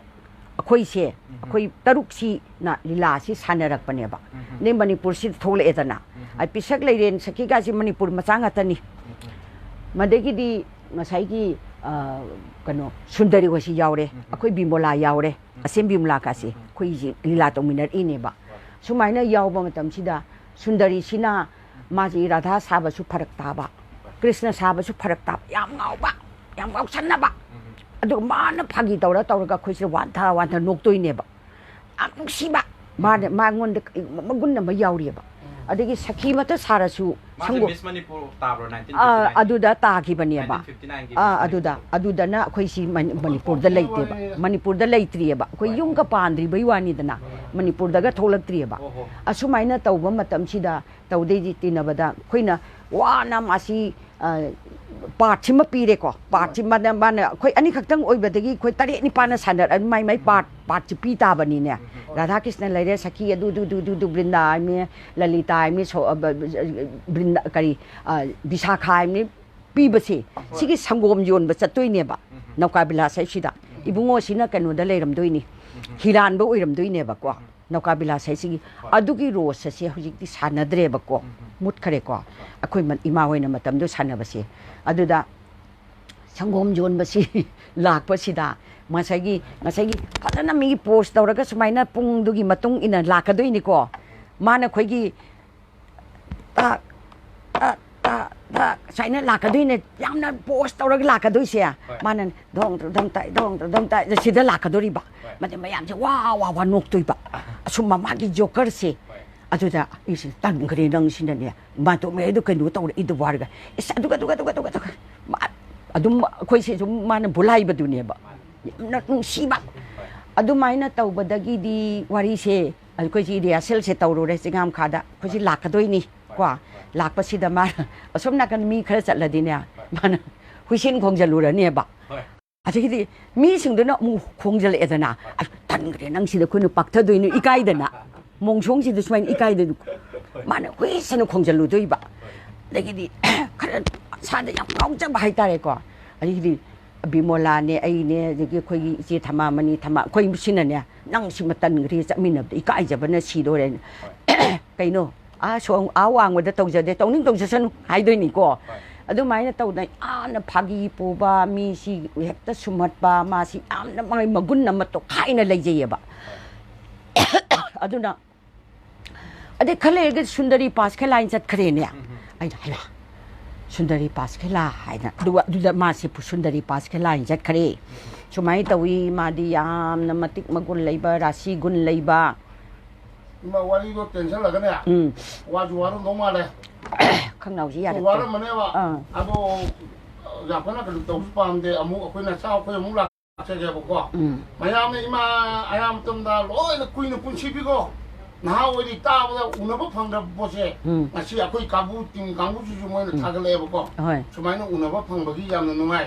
ꯑꯕꯣꯛꯄꯨ ꯍꯥꯏꯔꯛꯄ ꯌꯥꯎꯏ ꯅꯦꯅꯦꯕꯨ ꯍꯥꯏꯔꯛꯄ ꯌꯥꯎꯏ ꯏꯇꯥ ꯍꯥꯏꯔꯛꯄꯁꯨ ꯌꯥꯎꯏ ꯂꯣꯏ ꯌꯥꯎꯔꯦꯀꯣ ꯑꯗꯣ ꯏꯃꯥꯅ ꯉꯁꯥꯏ luang punchibana Yaiphare luang punchibana Yaiphare kuina punchibiona hayeebako aduga akumajidi ngasagi kari gud gominda do git govinda do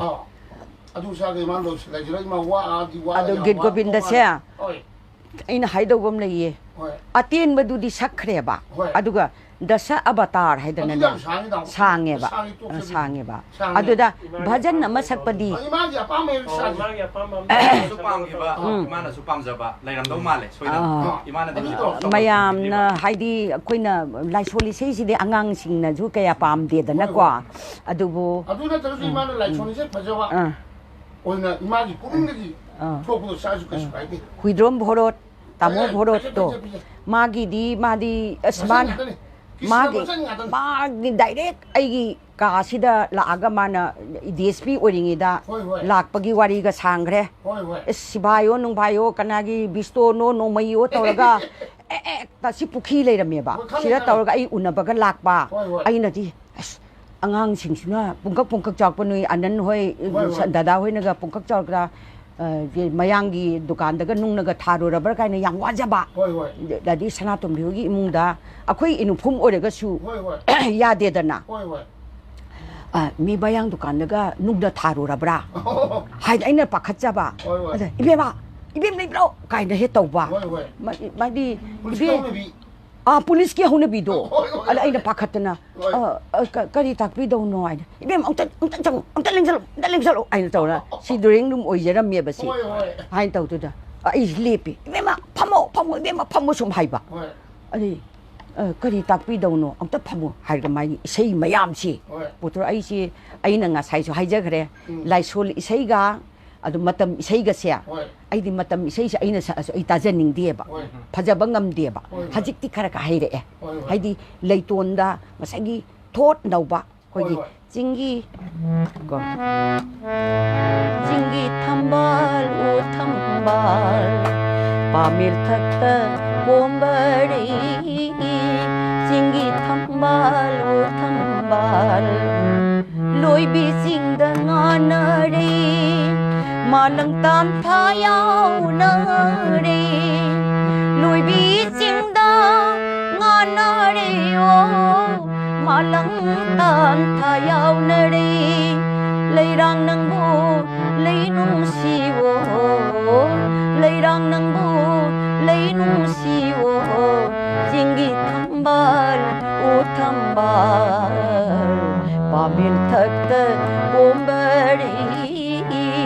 jingi thambal o thambal loi bila na pai ꯀꯣꯏꯔꯛꯄ ꯁꯛꯈꯪꯗꯕ ꯈꯣꯏꯃꯨ ꯂꯩꯔꯥꯡ ꯂꯩꯀꯥꯛ ꯇꯝꯂꯛꯄꯗꯤ ꯑꯋꯥ ꯏꯄꯥꯛꯇ ꯇꯥꯒꯦꯔꯥ ꯈꯣꯏꯃꯨ ꯅꯪꯕꯨ ꯆꯥꯅꯕꯋꯣ ꯆꯤꯡꯒꯤ ꯊꯝꯕꯥꯜ ꯎ ꯊꯝꯕꯥꯜ ꯄꯥꯝꯕꯤꯜ ꯊꯛꯇ ꯍꯣꯝꯕꯔꯦ ꯆꯤꯡꯒꯤ ꯊꯝꯕꯥꯜ ꯎ ꯊꯝꯕꯥꯜ ꯁꯨꯃꯥꯏꯅ ꯃꯩꯇꯩꯔꯣꯟꯒꯤ ꯑꯍꯥꯟꯕ ꯏꯁꯩꯁꯦ ꯁꯤ ꯇꯝꯈꯤꯕ ꯌꯥꯝꯅ ꯑꯗꯣ ꯊꯥꯏꯅꯒꯤ ꯃꯌꯦꯛ ꯊꯥꯏꯅꯒꯤ ꯑꯗꯤ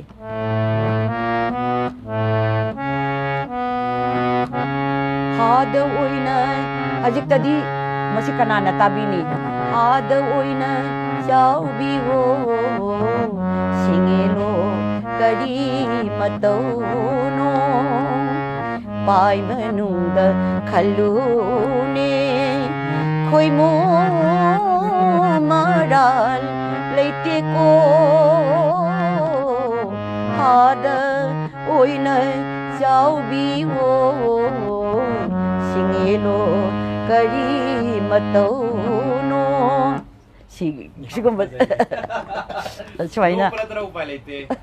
ima nokra upay leite tawo sati wapung ka tham ima mi khote se ando ngako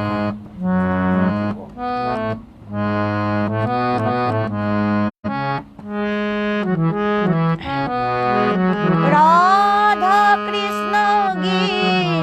nunsibiba muruti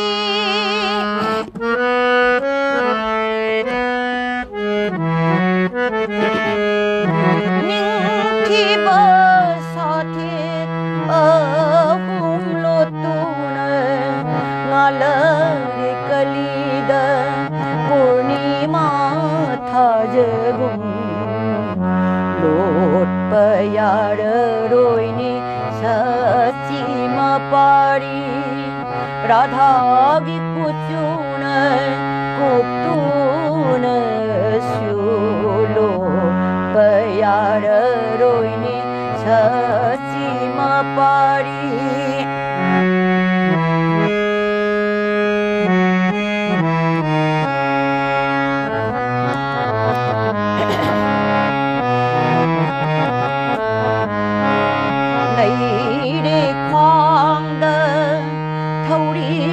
phangbibagi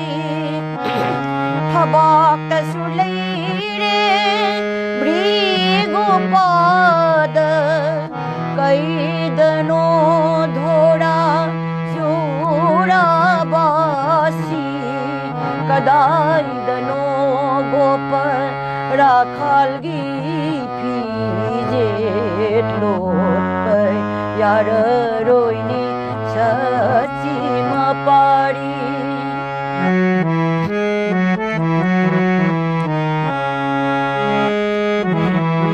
Radha Krishna gi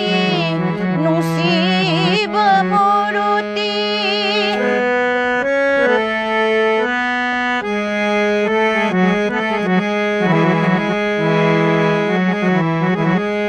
anin pullare Sri Gauranangna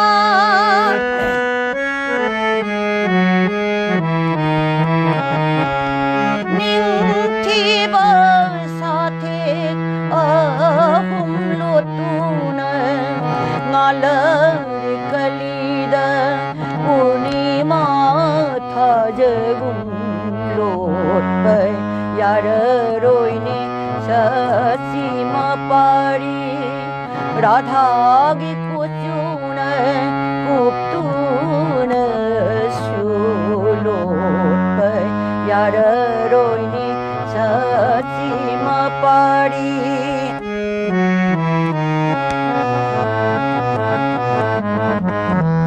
khikthari premi amrit laija popire nangna papi mai cha khikthari premi amrit laija khikthari premi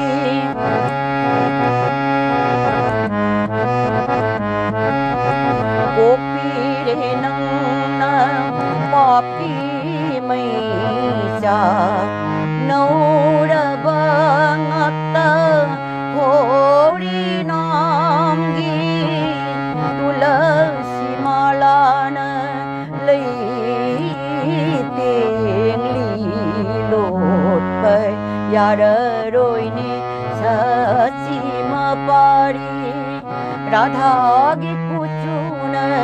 kuptuna sulot pe yara roini sachi mapari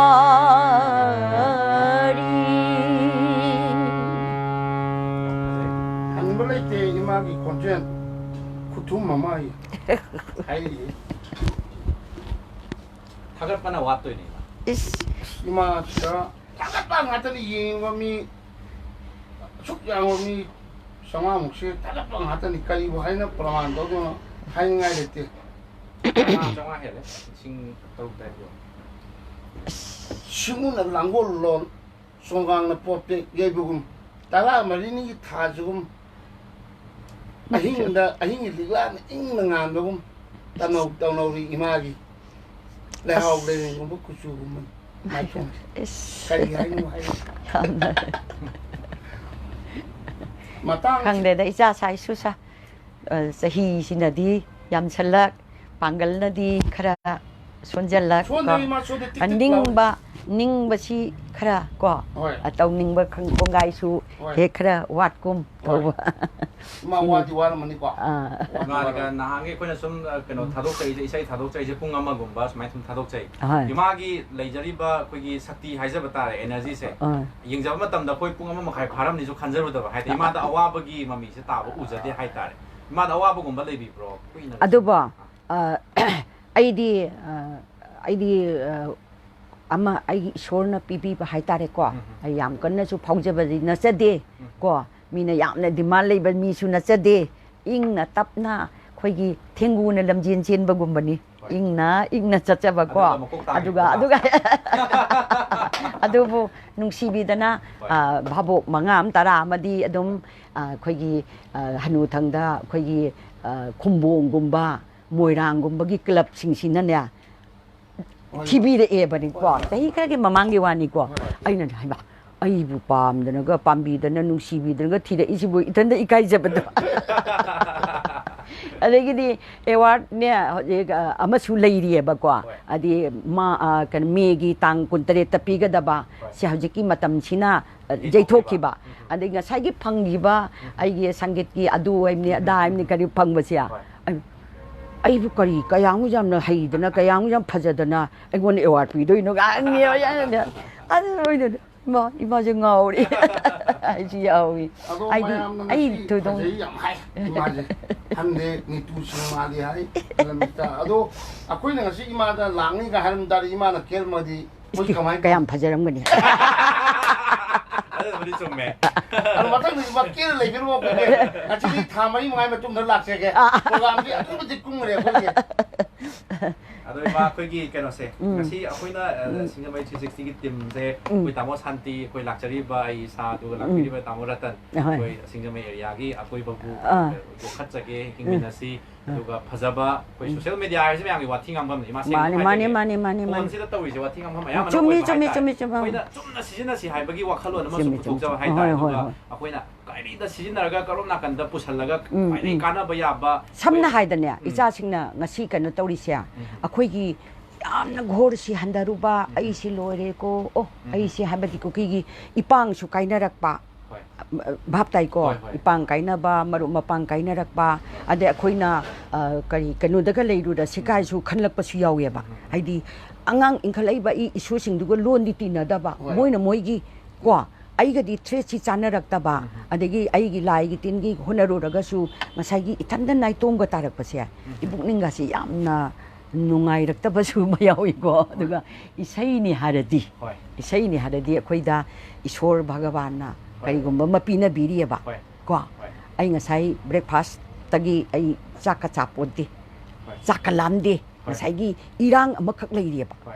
adugi irang du di karino haibada sini haibadi khudam di piningai leitaba koigi isai sigi ngasai gi ai ishorna pinarakpane ba ishorgi khudol ne ba aduna ngasai gi aingonda aramba khaurangba kadunto khangnaw tangdi koi nong chingchu base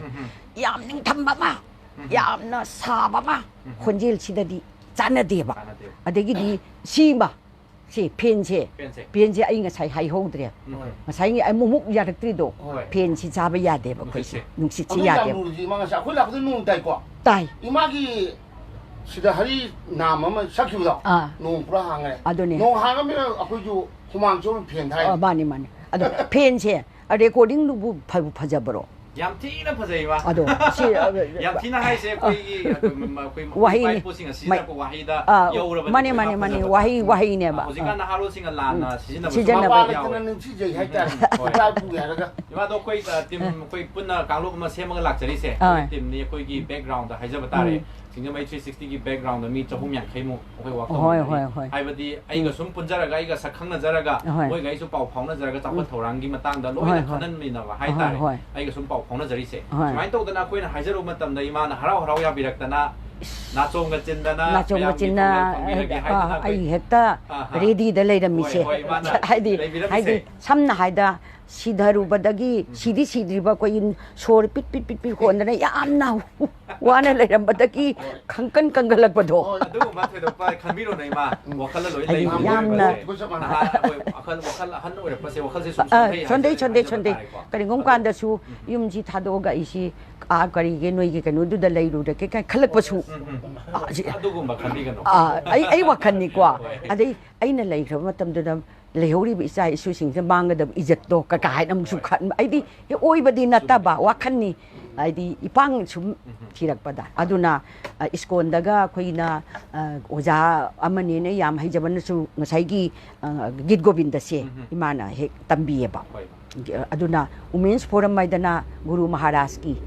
महाराज की ने भजन अमा सके माई मयेक से माइदी magazine the पंगफोंग फोंगजबनेबा माना सक्तोइनिको गुरु महाराज सिना खुगे मसीदी record सु लेख्रबनी कनोदा विदामनी की कनोदा सकमिनसी पुलपना सोनमिनसी पुलपना स्वाइसा एव मादे हरिनाम महामंत्र कलिजुग की अमृत से सकमिनसी पुलपना दु देखोइने स उया पोन्ते दो अदो इमाना ना मकोक्ति की फजना अ सबिरो ओय अदुने अदा यांगने सुर से मसाइगी अहानबदा इना सकीबा सुर से मसिगा यमन रागदा इना बेस तौजरेबा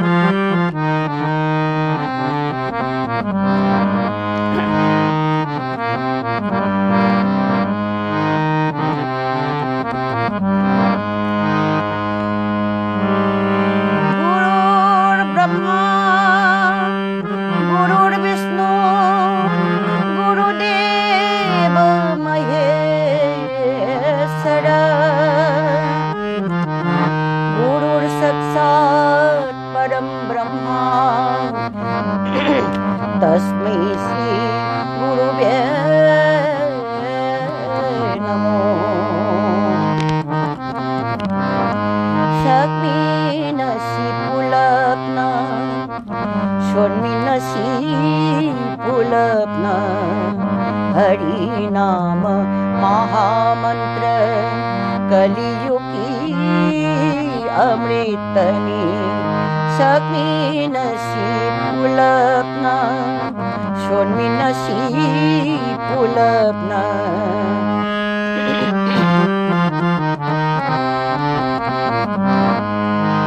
शास्त्र नलाउड़ी मिरोई बगी पुंसी से जीव सिंगी मरक्त अथोई बनिताकली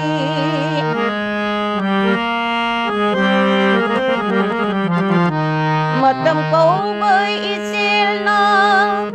नाई बिरोई कनामत पंचभूत की हक्सांग से लोइखी गनी नोमदी पंचभूत की हक्सांग से लोइखी गनी नोमदी गावगनु हरे Krishna Hari Naam Amrit Gauganu Hare Krishna Hari Naam Amrit Sakmi Nasi Pulapna Shormi Nasi Pulapna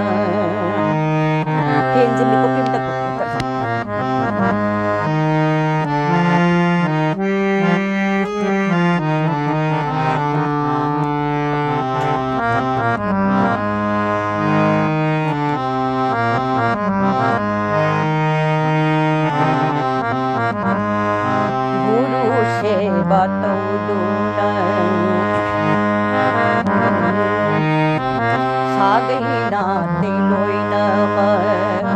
Maruma pangpunama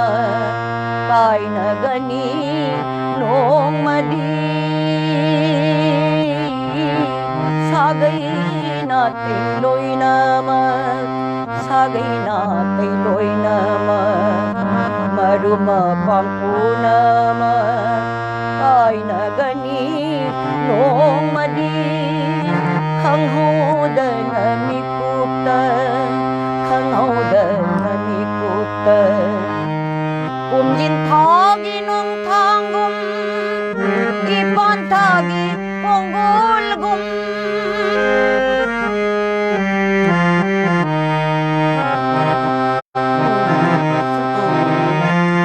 Ipan thagi ponggol gum Takhi gani soy dana Mikup matang ulam laga Takhi gani nung mandi khang hong dana mikup sakmi nasi pulak na sakmi nasi pulak shormi nasi pulak na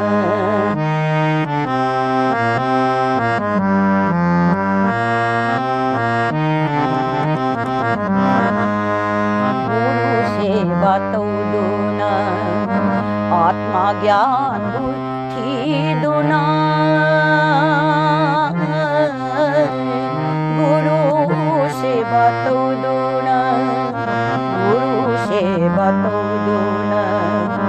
atma gyan buddhi duna kotna gani niyoy mana unsi mamal khangna bai guru seva tauduna radha syamu latuna len minasi unsi se hari bhakti khangna bai harir nama kevalam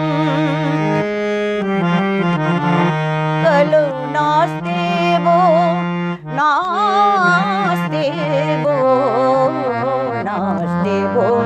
gati ranatha sakmi nasi pulapna shormi nasi pulapna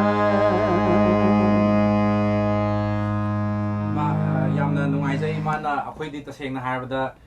chahi di ima akhoi su khangjare ima gi su charopa ma ado akhoi na sum khanjaro na ima da awa bo radra kui na sum wari watai saba aduga tigi miyamgi thawgal phangbiba se warang gadra sum khanjaraga ima pothara sira na hangjabane do ima da leiriba isona pithopira ba koi gi sakti haijaba tare akhoi na khanjaro baga ima da leirame energy ima na yam helamba hai tare aduduna taseng na harda ima da leiriba uziki energy se matam punna matam sangna miyamgi seba toba ngambiu haibasi bhagavanda nijage aisu ko ishorgi kanoni khudol ni ishorna pina dadi ya ponte ani isei tauba haibase ko isei tanate kanagumba ko ai officer ni ai cha ai di adugumba mingchat leiraba aduni adani haiba punamak se napal haiba napal se masi leiba yate da khwai dagi luri badi kala se sidi khoigi kongol ising da tauba kongol gumbane ba mina kan ꯃꯥꯁꯦ ꯀꯟꯅ ꯐꯧꯒꯠꯂꯛꯄ ꯂꯩꯗꯅ ꯍꯥꯏꯗꯤ ꯃꯇꯝꯁꯤꯗ ꯑꯩꯈꯣꯏꯅ ꯏꯟꯈꯠꯂꯛꯄ ꯃꯇꯝ ꯑꯗꯒꯤꯗꯤ ꯑꯩꯈꯣꯏꯅ ꯂꯩꯁꯥꯕꯤꯒꯤ ꯑꯣꯏꯔꯤꯉꯩ ꯅꯠꯇ꯭ꯔꯒ ꯑꯩꯈꯣꯏꯒꯤ ꯂꯩꯗꯅ ꯐꯖꯔꯛꯄ ꯃꯇꯝ ꯑꯗꯒꯤ ꯈꯪꯅꯥꯎꯅ ꯌꯥꯔꯤꯉꯩ ꯑꯗꯨꯅ ꯌꯥꯝ ꯀꯟꯅ ꯊꯥꯒꯠꯅꯔꯛꯄ ꯃꯇꯝꯁꯦ ꯑꯣꯖꯥ ꯒꯨꯔꯨꯅ ꯑꯇꯩ ꯍꯥꯏꯗꯦꯕ ꯌꯥꯝꯅ ꯋꯥꯖꯩꯑꯕ ꯑꯣꯖꯥ ꯒꯨꯔꯨꯁꯤ ꯉꯁꯥꯏ ꯑꯩꯅ ꯍꯥꯏꯕꯗꯣ ꯂꯩ ꯃꯇ ꯄꯥꯝꯃꯁꯨ ꯂꯩꯗꯣ ꯆꯤꯟꯕ ꯌꯥꯗꯦ ꯑꯍꯨꯝꯂꯛ ꯀꯥꯝꯊꯣꯛꯎ ꯀꯍꯥꯏꯒꯨꯝꯕ ꯊꯥꯏꯅꯒꯤ ꯀꯩꯅꯣꯅꯤꯀꯣ ꯑꯁꯨꯃꯥꯏꯅ ꯂꯩꯁꯤ ꯐꯨ ꯀꯥꯝꯊꯣꯛꯑꯒ ꯑꯗꯒꯤꯗꯤ ꯑꯁꯤꯗ ꯊꯣꯛꯑꯒ ꯆꯤꯜꯂꯨ ꯄꯥꯎꯇꯥꯛꯅꯦꯕ ꯍꯧꯖꯤꯛꯇ ꯑꯗꯨ ꯍꯥꯏꯔꯨꯔꯗꯤ ꯑꯉꯥꯎꯕ ꯇꯥꯔꯣꯏꯗ꯭ꯔꯥ ꯃꯁꯤ ꯇꯥꯗꯣꯏꯅꯤ ꯃꯁꯤ ꯂꯨꯔꯕ ꯂꯥꯏꯋꯥ ꯑꯃꯅꯦꯕ ꯀꯣ ꯑꯗꯨꯅ ꯑꯗꯒꯤ ꯐꯥꯎꯔꯦꯗꯅꯅꯦ ꯃꯤꯑꯣꯏꯕꯒꯤ ꯘꯃꯟ ꯍꯥꯏꯕꯁꯦ ꯘꯃꯟꯁꯤꯃ ꯌꯥꯎꯕ ꯌꯥꯗꯦ ꯑꯗꯨꯛꯀꯤ ꯃꯇꯤꯛ ꯑꯩ ꯄꯨꯛꯅꯤꯡꯒꯤ ꯑꯩꯒꯤ ꯆꯥꯎꯊꯣꯛꯆꯕ ꯍꯥꯏꯕꯗꯤ ꯄꯨꯛꯅꯤꯡꯗ ꯃꯤꯅ ꯊꯥꯒꯠꯄꯤꯔꯛꯏꯁꯦ ꯌꯦꯡꯉꯣ ꯅꯪꯅ ꯊꯧꯖꯥꯟ ꯄꯤꯅꯕ ꯏꯃꯥ ꯅꯪꯅ ꯏꯄꯥ ꯅꯪꯅ ꯏꯃꯥ ꯏꯄꯥ ꯏꯁꯣꯔ ꯀꯣ ꯑꯗꯨꯗ ꯑꯩꯈꯣꯏꯅ ꯅꯤꯖꯕ ꯑꯩ ꯀꯩꯁꯨ ꯂꯩꯇ꯭ꯔꯕ ꯑꯩꯕꯨ ꯊꯥꯒꯠꯄꯤꯔꯤꯁꯤ ꯑꯩꯅ ꯏꯃꯥ ꯃꯐꯝꯗꯨꯒꯤ ꯀꯣ ꯍꯥꯏꯗꯤ ꯑꯗꯨ ꯑꯩꯈꯣꯏꯅ ꯏꯁꯣꯔꯗ ꯈꯨꯔꯝꯖꯕ ꯀꯣ ꯅꯥꯄꯟ ꯀꯥꯔꯕ ꯑꯃ ꯌꯥꯗꯦ ꯀꯣ ꯑꯗꯒꯤ ꯍꯧꯖꯤꯛꯀꯥꯟꯒꯤ ꯏꯆꯥ ꯏꯁꯨ ꯃꯌꯥꯝ ꯐꯔꯕ ꯃꯌꯥꯝ ꯑꯃ ꯊꯣꯛꯂꯛꯏ ꯑꯩ ꯉꯁꯥꯏꯁꯨ ꯍꯥꯏꯈ꯭ꯔꯦ ꯊꯣꯛꯂꯛꯄꯁꯦ ꯐ꯭ꯔꯤꯗ ꯁꯤꯖꯤꯟꯅꯧ ꯑꯄꯤꯛꯄ ꯌꯥꯎꯏ ꯈꯣꯟꯖꯦꯜ ꯑꯗꯩ ꯄꯧꯔꯞ ꯇꯧꯕ ꯌꯥꯎꯏ ꯃꯗꯨꯗ ꯐꯖꯅ ꯁꯛꯀꯦ ꯍꯥꯏꯔꯗꯤ ꯑꯩꯅ ꯉꯁꯥꯏꯁꯨ ꯍꯥꯏꯈ꯭ꯔꯦ ꯑꯩꯈꯣꯏꯒꯤ ꯄꯩꯁꯥꯅ ꯅꯪꯒꯤ ꯈꯣꯟꯖꯦꯜꯗꯣ ꯑꯩ ꯂꯥꯛ ꯑꯃ ꯄꯤꯒꯦ ꯑꯩ ꯂꯩꯖꯔꯒꯦ ꯍꯥꯏꯕ ꯐꯪꯄꯣꯟꯇꯦ ꯏꯁꯣꯔꯅ ꯄꯤꯅꯔꯤꯕꯅꯤ ꯑꯗꯨꯅ ꯏꯁꯩ ꯇꯧꯍꯟꯒꯦ ꯑꯩꯒꯤ ꯏꯆꯥꯁꯤ ꯑꯩꯒꯤ ꯏꯁꯨꯁꯦ ꯏꯁꯩ ꯇꯧꯍꯟꯒꯦ ꯍꯥꯏꯔꯗꯤ ꯑꯗꯨꯅ ꯐꯖꯅ ナンナ ꯍꯥꯏꯗꯤ ꯂꯝꯕꯤ ꯆꯨꯝꯅ ꯀꯣ ꯃꯥ ꯃꯊꯟꯇ ꯆꯠꯄ ꯍꯩꯔꯦ ꯃꯥ ꯃꯊꯟꯇ ꯂꯥꯛꯆꯅꯤ ꯃꯥ ꯃꯊꯟꯇ ꯆꯠꯄ ꯊꯥꯗꯣꯛꯄ ꯌꯥꯗꯦ ꯃꯊꯟꯇ ꯍꯜꯂꯛꯄ ꯌꯥꯗꯦ ꯈꯔꯗꯤ ꯁꯦꯟꯅꯕ ꯇꯥꯕ ꯁꯤꯒꯨꯝꯕꯁꯦ ꯑꯁꯨꯃꯥꯏꯅ ꯏꯃꯥ ꯍꯣꯏꯕꯨ ꯁꯦꯟꯅꯕꯤꯗꯅ ꯑꯣꯖꯥ ꯒꯨꯔꯨ ꯏꯃꯥ ꯏꯄꯥꯅ ꯁꯦꯟꯅꯕꯤꯗꯅ ꯑꯣꯖꯥ ꯒꯨꯔꯨꯅ ꯁꯦꯟꯅꯕꯤꯗꯅ ꯑꯗꯨꯃꯥꯏꯅ ꯇꯧꯗꯅ ꯂꯥꯛꯏ ꯑꯗꯒꯤ ꯃꯇꯝꯒꯤ ꯃꯇꯨꯡ ꯏꯟꯅ ꯃꯁꯤꯗ ꯂꯥꯛꯑꯦ ꯒꯤꯔꯁꯇꯤ ꯄꯥꯜꯂꯦ ꯑꯗꯒꯤꯗꯤ ꯉꯁꯥꯏꯒꯤ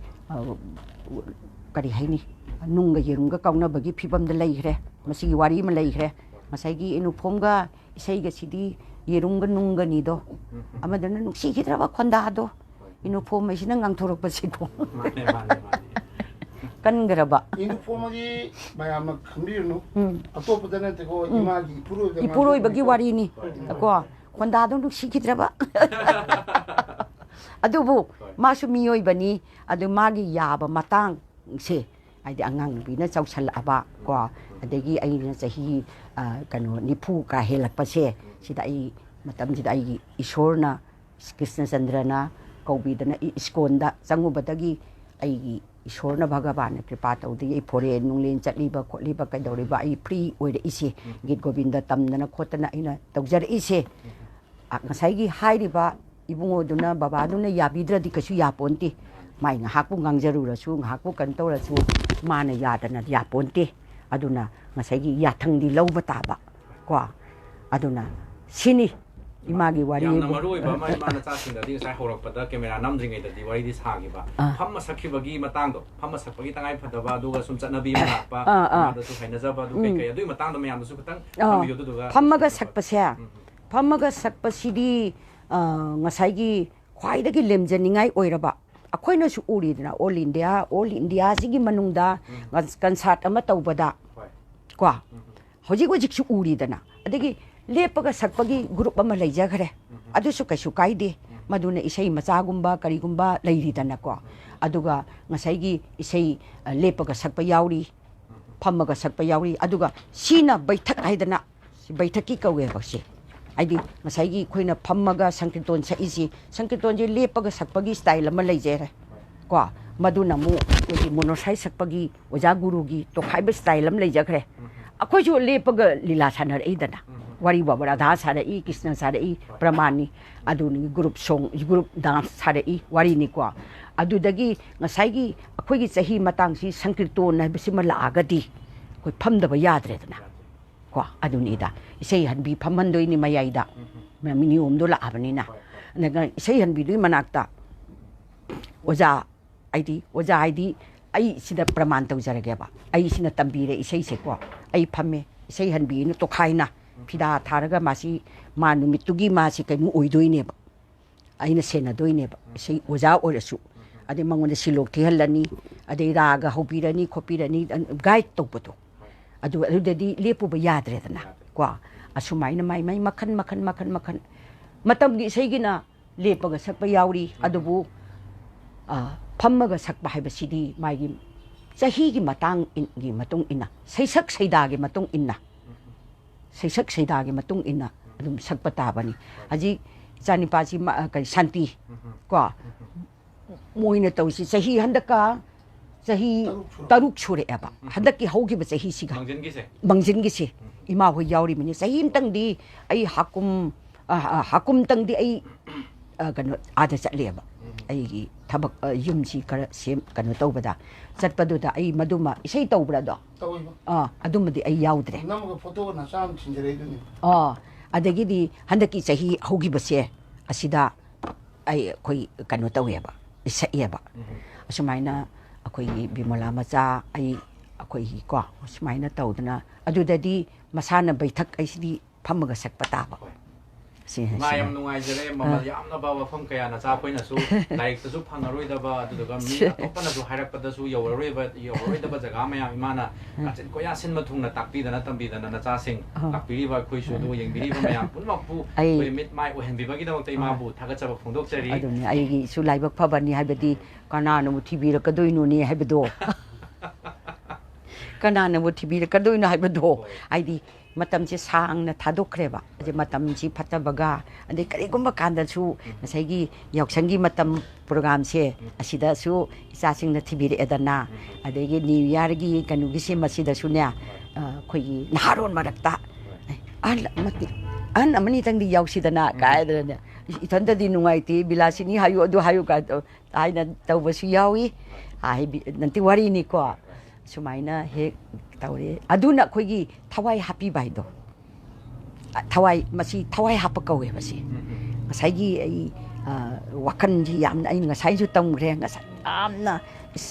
Koshi Lucial Eco Ganiam Nungai Dragasunia. As I get Sumainaga is asking the guy and the Tosia, Aquida Masagi Pangal Web. Ima luxury sequel home Catane doing Biriba City, Dum Horing Hatanga, Dum listening Nipu and Kayorani. My people was the Wangamanaza. Kemirasi Kangamzari, Mayam and Zari never. Although Ima Yamna Nungaiza, Imanas, my Tambiba, do Mayamgi Saitagi, I know the Pavangam the Dokimatic Yam, comment, Tainako, either Tarakase, Yame, Pavangam the Dre. Imada Yam Kamano Hybrid, Ima Yamna Nungai, Queen of Punsi Sani in Biko, Ima Queen of Punsibiu, Ima Hontavigano, Ima Nungai and Labiu, Mayami Sabato, Sikatani Hiresima, Sigi, Wapahomontan Pibiro, doing a Sigi. Pacom my go, I crazy AC Yamna, some neither Yamna Warure.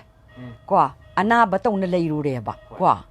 I did Matam Sigi, Kayu, Cinta Ido, Adobunga Si, Habasida 80, no, na. Amukang katana. Pangal si yam na oiba. Oisu oizagige. Ada isor Govindagi, Kripadagi. I si Brazanata Brazasuri Lateva. Isor jadi pakang si king ise. I like Sebata Zarineba. Si Bagabana. I si color Julon Gimulani, Kang Gimulani. I am a later vanina. Low, Mammy, do Julon to Roidra Kang. Oi, no, low. No, my thing, Mo Mayamla oin. High Baduna, Tara Kunmukasui. But Julon yet Tambiri Oja Sara, the Namade, the Julon got the Torna. Tawi, the Maya, Bungogi, Karihini, Kumbam Pala Haitarequa, and the minor Taudana. Adegi Mirala Ani, Miragi, Mangati de Hobanga Moiko, Aying Bada Iade, oh, Inamagi, Mamigi Palido, Aquina Hobini Haidana, Aduga, say Singare the Nama, Kanuda, Amaleriba. Adugi Pada Bayadeba. I Alaman Sambasing do. Hori be pole, Jono Mogungai Lugaina, Donomoro Nitain and Logaina Ladyba. Queen Anna Dip the Tarakpa. The sea that oina later meba, my yixi, Alaman say. I don't think I don't know by the name. I'm with the proud old oil greba. I am not even oil greba. 신이다 이자사 간데다 야망아래 이마나수 거기 mayamda수 thambiri 한한다 mayam 이마나 간비도이세 호지티 이마 자히 와칼나 나우자라가수 자히디 가둠 카라 tauba thoi tawa santi도 thoi akoi koichidi loi thoi wakalsina naule hoba jahisina hapakpa mani mahakal imana karigumba aina sum imungda sum hojiti lockdown ni chathokpa yadedana yumdagi chathoktre wakhal nungaitre ima mi topaga pullaga na nungaijabani artist mani ke nungaijai tawa santi hoi akoi mi makta lei ke nungaijab yoi ni sing ne ima su dumai dum torom dong mali mi makta lei ngai nungai ba ai wa tai sari ke phajaba torom dong mali hojiti ma yum manung da ayamna leiba matam ni kai waka matam da wakhal puning lo isa phadaba ngamdaba wakhal nungai tabagumba thokpiramba yai matam da ima bu nungsibiba lak lei haibase sisida dina cha phoi bu nungsibiduna kaubidaba aduga ima tung koina punsi tung sangna hingbiba mapuna pinabiba oisan haibase rojana thabraje suri ki kripani krishna ki seva ईश्वर भगवान कृपा तौद्रदी यादे बा भगवान कृपा तौबा सिनी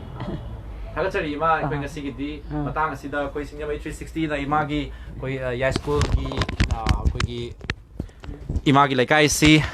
Yaiskul Chongtham lerakta leibiriba ima Thokchom Ningol Chongtham Ongbi Sanatombi devi imagi sangai da lengjarak tuna koi live thadokjabagi thormasi matang asida loisenjare ngasi yengbiriba mayamna koi PS asibu nungsibiduna madi imabu nungsibiduna imagi live asibu miyam punamak mahapu pamjaba koigi miyam punamak mahaki fencing mahak punungsibiba mayam mahairoi satra singda loi yahonbinaba share toubiyu haibase koi PS asigi maikai dagi nolokna ningsingjari aduga aroi boina koigi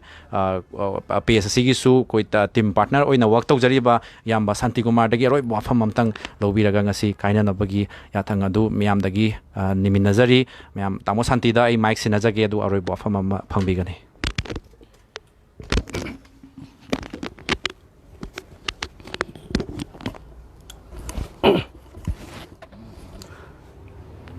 산하기 릭람 티루시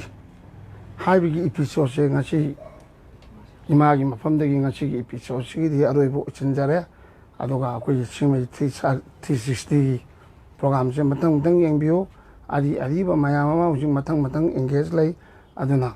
아거기 마밍지 산하기 릭람 티루시 하이비디 아리바 팜데 하고 빵암드라바